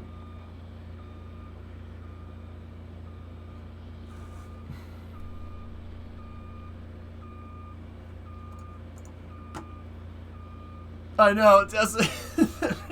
What? I don't even know what that's supposed to be, dude. Look at this. I don't know, Forge. Gnome in space. Oh wait, that's already been done.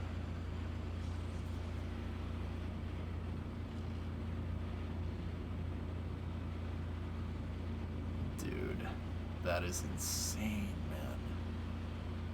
Look at all the work that they've done up there. I've literally been gone for like 3 days. I haven't done Starship stuff for actually a little bit, but they've already started building grading up there, man. Imagine working up there. It's only a cool 50 stories up, whatever. It's no problem. Holy crap, dude.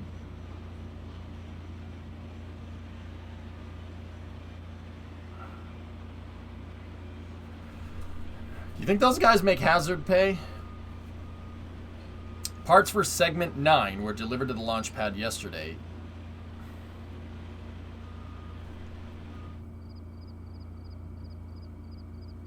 They are the hazard pay. Yeah, right? Yep. There you go, guys. Lowering the jib right there. I love that the dirt berm that they made is already growing plants. These guys are pouring a foundation here. See the forms in the rebar? It's going to be some reinforced concrete there. Oh, no, I think they do when it's like, oh, they absolutely make hazard pay. And that lad is actually doing it, building the tower. Yeah, Kim, it's pretty cool. That face one, that hook weighs as much as my truck. That thing, probably more, actually, now that I'm thinking about it. Probably weighs as much as all of the cars combined. There's that piece, dudes. Did you see that thing flex off the truck? Holy crap, dude. Watch the trailer. So, watch the trailer that this thing is sitting on. Watch the trailer decompress. Yo, that thing is heavy, man. Maybe those parts are a little bit heavier than we think. That's one of those the bracket flange majigs that I said was going to go together to make the two Vs. That's one of them. Discovery, go Yo, okay, that thing is way chunkier. Like, way chunkier than the plane pictures made it out to be. Yeah, that's good. That's damn, dude. So, look. Little bit of industrial welding here. With industrial welding, when you're welding huge, thick pieces of steel together like this that you do not want to move, what they do is they lay in the weld in layers. So what you're seeing right there, exclamation point paint. So if this is the two pieces of steel that need to be connected together, right? Actually, it'd be better to show it this way. So say this is, you have a block here that needs to be connected, and then you have a block here that needs to be connected. You're not going to weld this. You're not going to weld it once. What they do is they layer in welds in beads like this.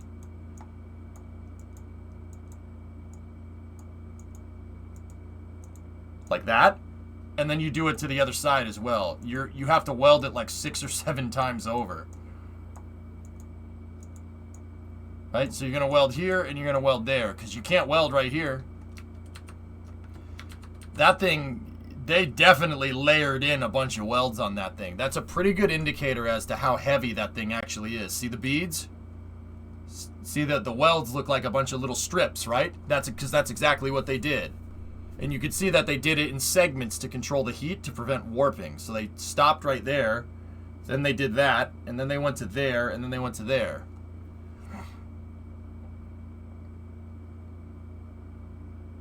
What about friction welding? You can't generate enough heat to stir weld this. There's no... Well, I shouldn't say that. I don't know that for sure. I'm going to go ahead and guess that you can't, but man, that thing is...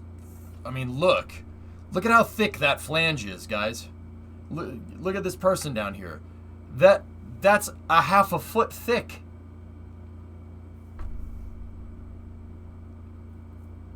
I don't think you could stir weld corners either, Erasmus.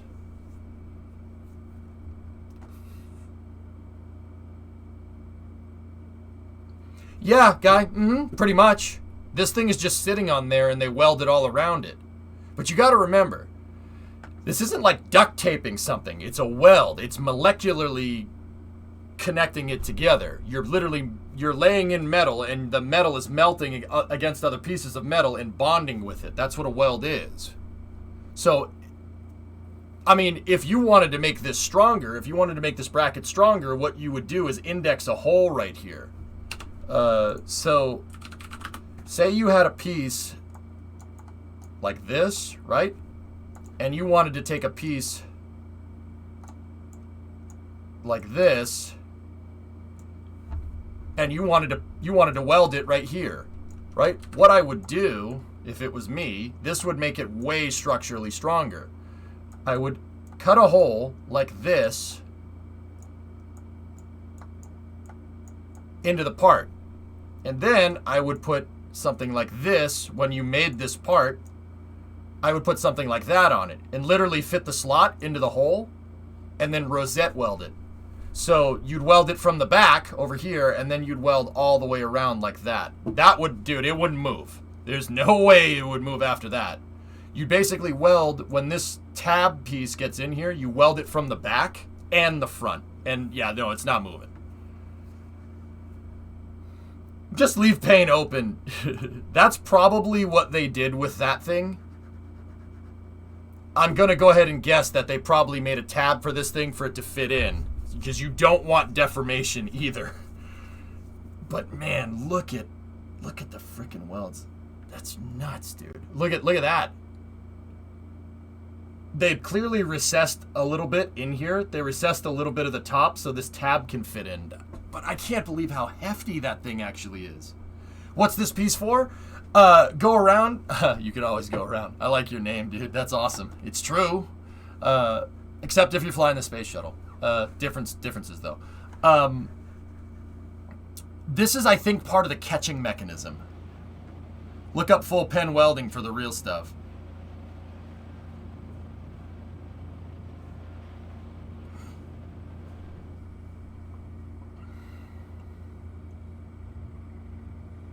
What's a man got to do to get some KSP? Stop asking, for one. I'll play KSP when I am good and ready. I will fire when I'm good and ready.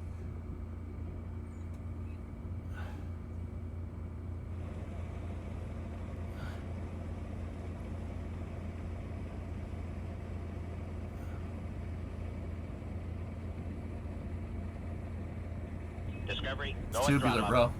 Bio-gifted. you can go around a sub. What are these for? Now, Frank, I have no idea. This could be a water system. It could be water pipes for all I know. Could be part of the catching mechanism. This one, I can't figure that one out. We're gonna learn something today. It's called math, and without it, none of us would exist. Terve, Warjo. Eve Pivi. 1 KSP. Perkele. They're getting ready to lay some pipe. Alright.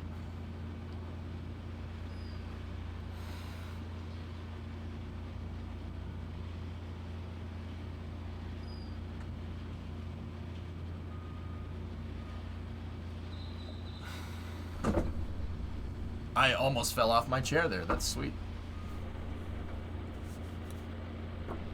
A 9th tower segment. No, it's... Those are 3 small pieces. Whoa, okay. Confused. Just kidding. In Finnish, that would be vitsi. The 4th corner segment was on 8. Huh. It is joke. You don't be serious in here. This is serious stream 24/7. You can tell from my mustache. Very serious. It's very dangerous. We must deal with it. Did they? Interesting. They put this stuff. They brought this stuff right to the launch site, huh?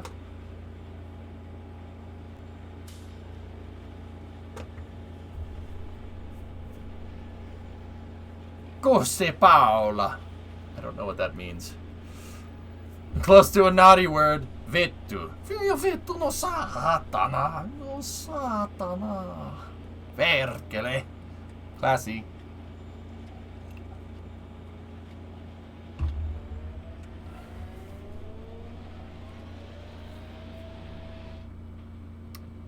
Here's the thing that everybody's making a ruckus about. So, we have ship flaps here for presumably what I would guess for SN20, but they have tiles on one side. See them up there? Perkele. Modular transporter looks weird. It's missing a semi in front of it.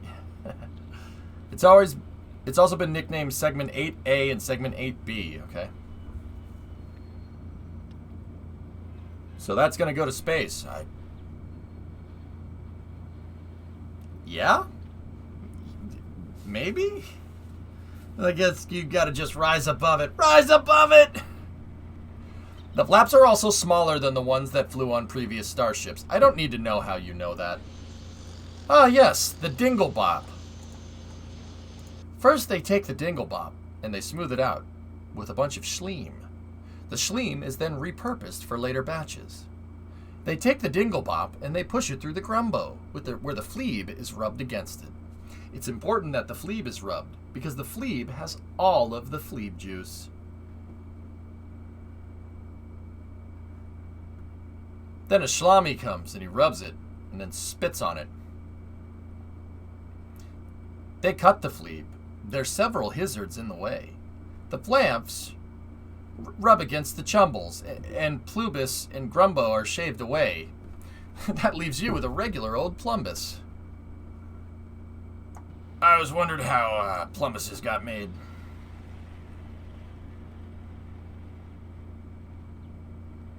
It will go up into space or go up in pieces. Either way, we're all going to have a lot of fun, right? That's a lot of welders. Can I have one? Just one?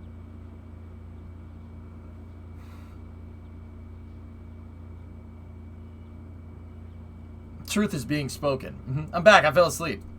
Have they done a dry fire or whatever it's called in the booster? They did on Monday, Frank. And it was crazy, dude. Yeah. It's like $80,000 in welders. I know. 1-800 your rents. About said flaps. Oh yeah, Frank. It was righteous, man. Okay, Thomas, I'll check it. Is it a big merry-go-round? Yeah, sure.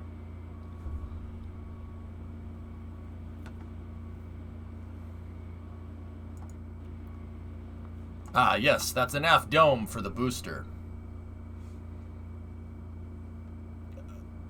I can tell because of the way it is.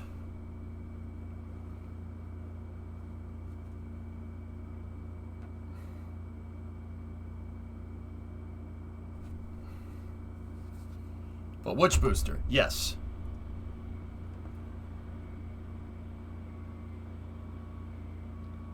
Did I see your Discord post? I don't know. Did you see my Discord post?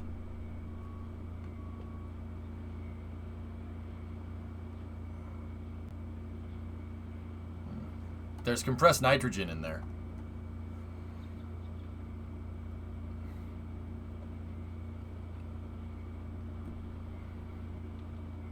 Oh. Oh. Oh, a little windy. It's a little windy in there.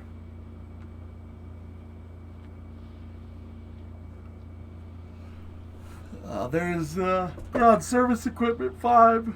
Oh, excuse me. You didn't see it? Why didn't you see it, Airborne? Jeez. No, I haven't seen your post, man. I'm just messing with you. No, I haven't seen it yet.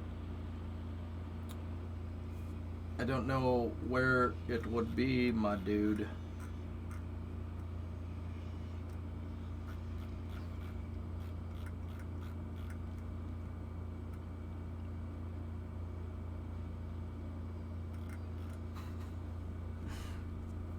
Better than depressed nitrogen. Yeah, nobody wants depressed nitrogen around.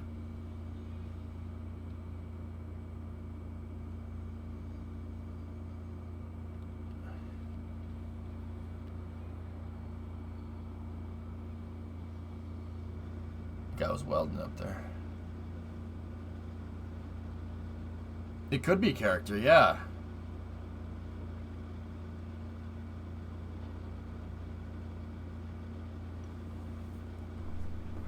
Alright, that's the end of the video. Let's just check this last thing out here from RGV. Then it's time for KISP. Why no RP1 in the first stage? Because it's using methane, you doofus.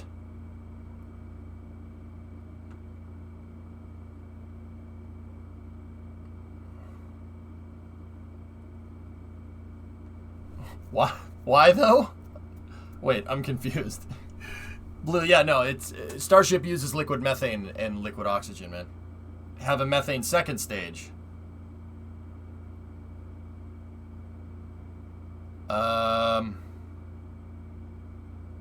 You'd have to ask Elon that, man. I think methane is better for the full flow stage combustion cycle on Raptor. Think of it like putting high octane fuel in a race car. I mean, you could put pump gas in a race engine if you want to. It's not going to work very well. Same concept there. You want to get performance out of those propellants, and methane is a good way to get performance while not complicating it too much. And let's be real, Raptor is already complicated enough, man. Raptor, dude, Blue, the crazy thing is that Raptors will slap Merlin 1Ds in terms of performance. Their Raptors are insane. They are an insane engine. It's basically frigging cheating, dude.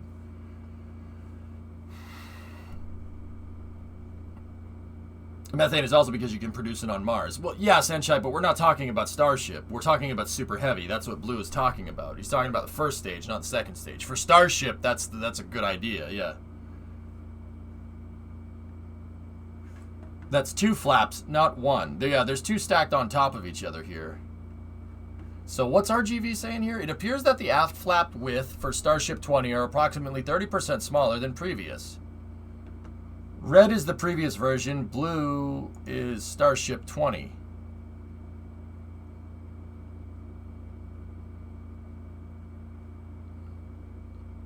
Huh. Oh yeah, I see that. Interesting. Yeah, there's 4. There's one going this way on the top shelf. On the third shelf, there's another one with tiles on it going this way. On the second shelf, there's one with tiles going this way. And then on the bottom shelf is one is one going that way. Interesting. I guess the Merlin 1D is harder to reuse. I mean, blue, yeah. Merlin 1Ds need triethyl aluminum and triethyl borane to fly correctly. They are... You have to basically refuel the igniter fluid. It uses pyrophoric igniter fluid to restart the engines. Raptors, you could just theoretically restart it an infinite amount of times.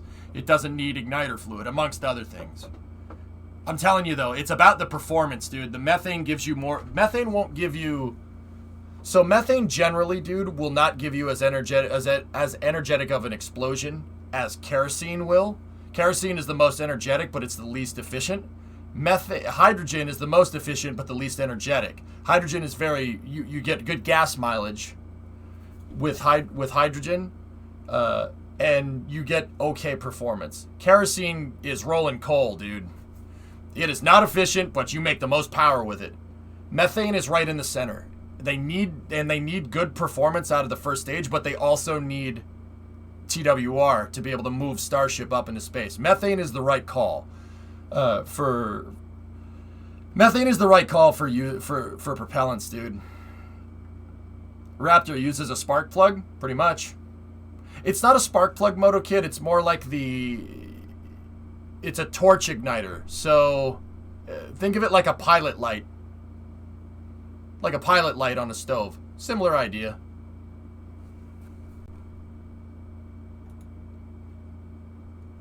Airborne, I'm clicking on that and it just tells me to log into Discord, dude. Well, let's see. What's that, Draco? Well, having a not so good day. Something broke inside the driver's side front car door. Now I can't open it from the inside. Try cracking it open, only to be met with another panel. What kind of car is it? What kind of car, Draco? And what exactly is going wrong?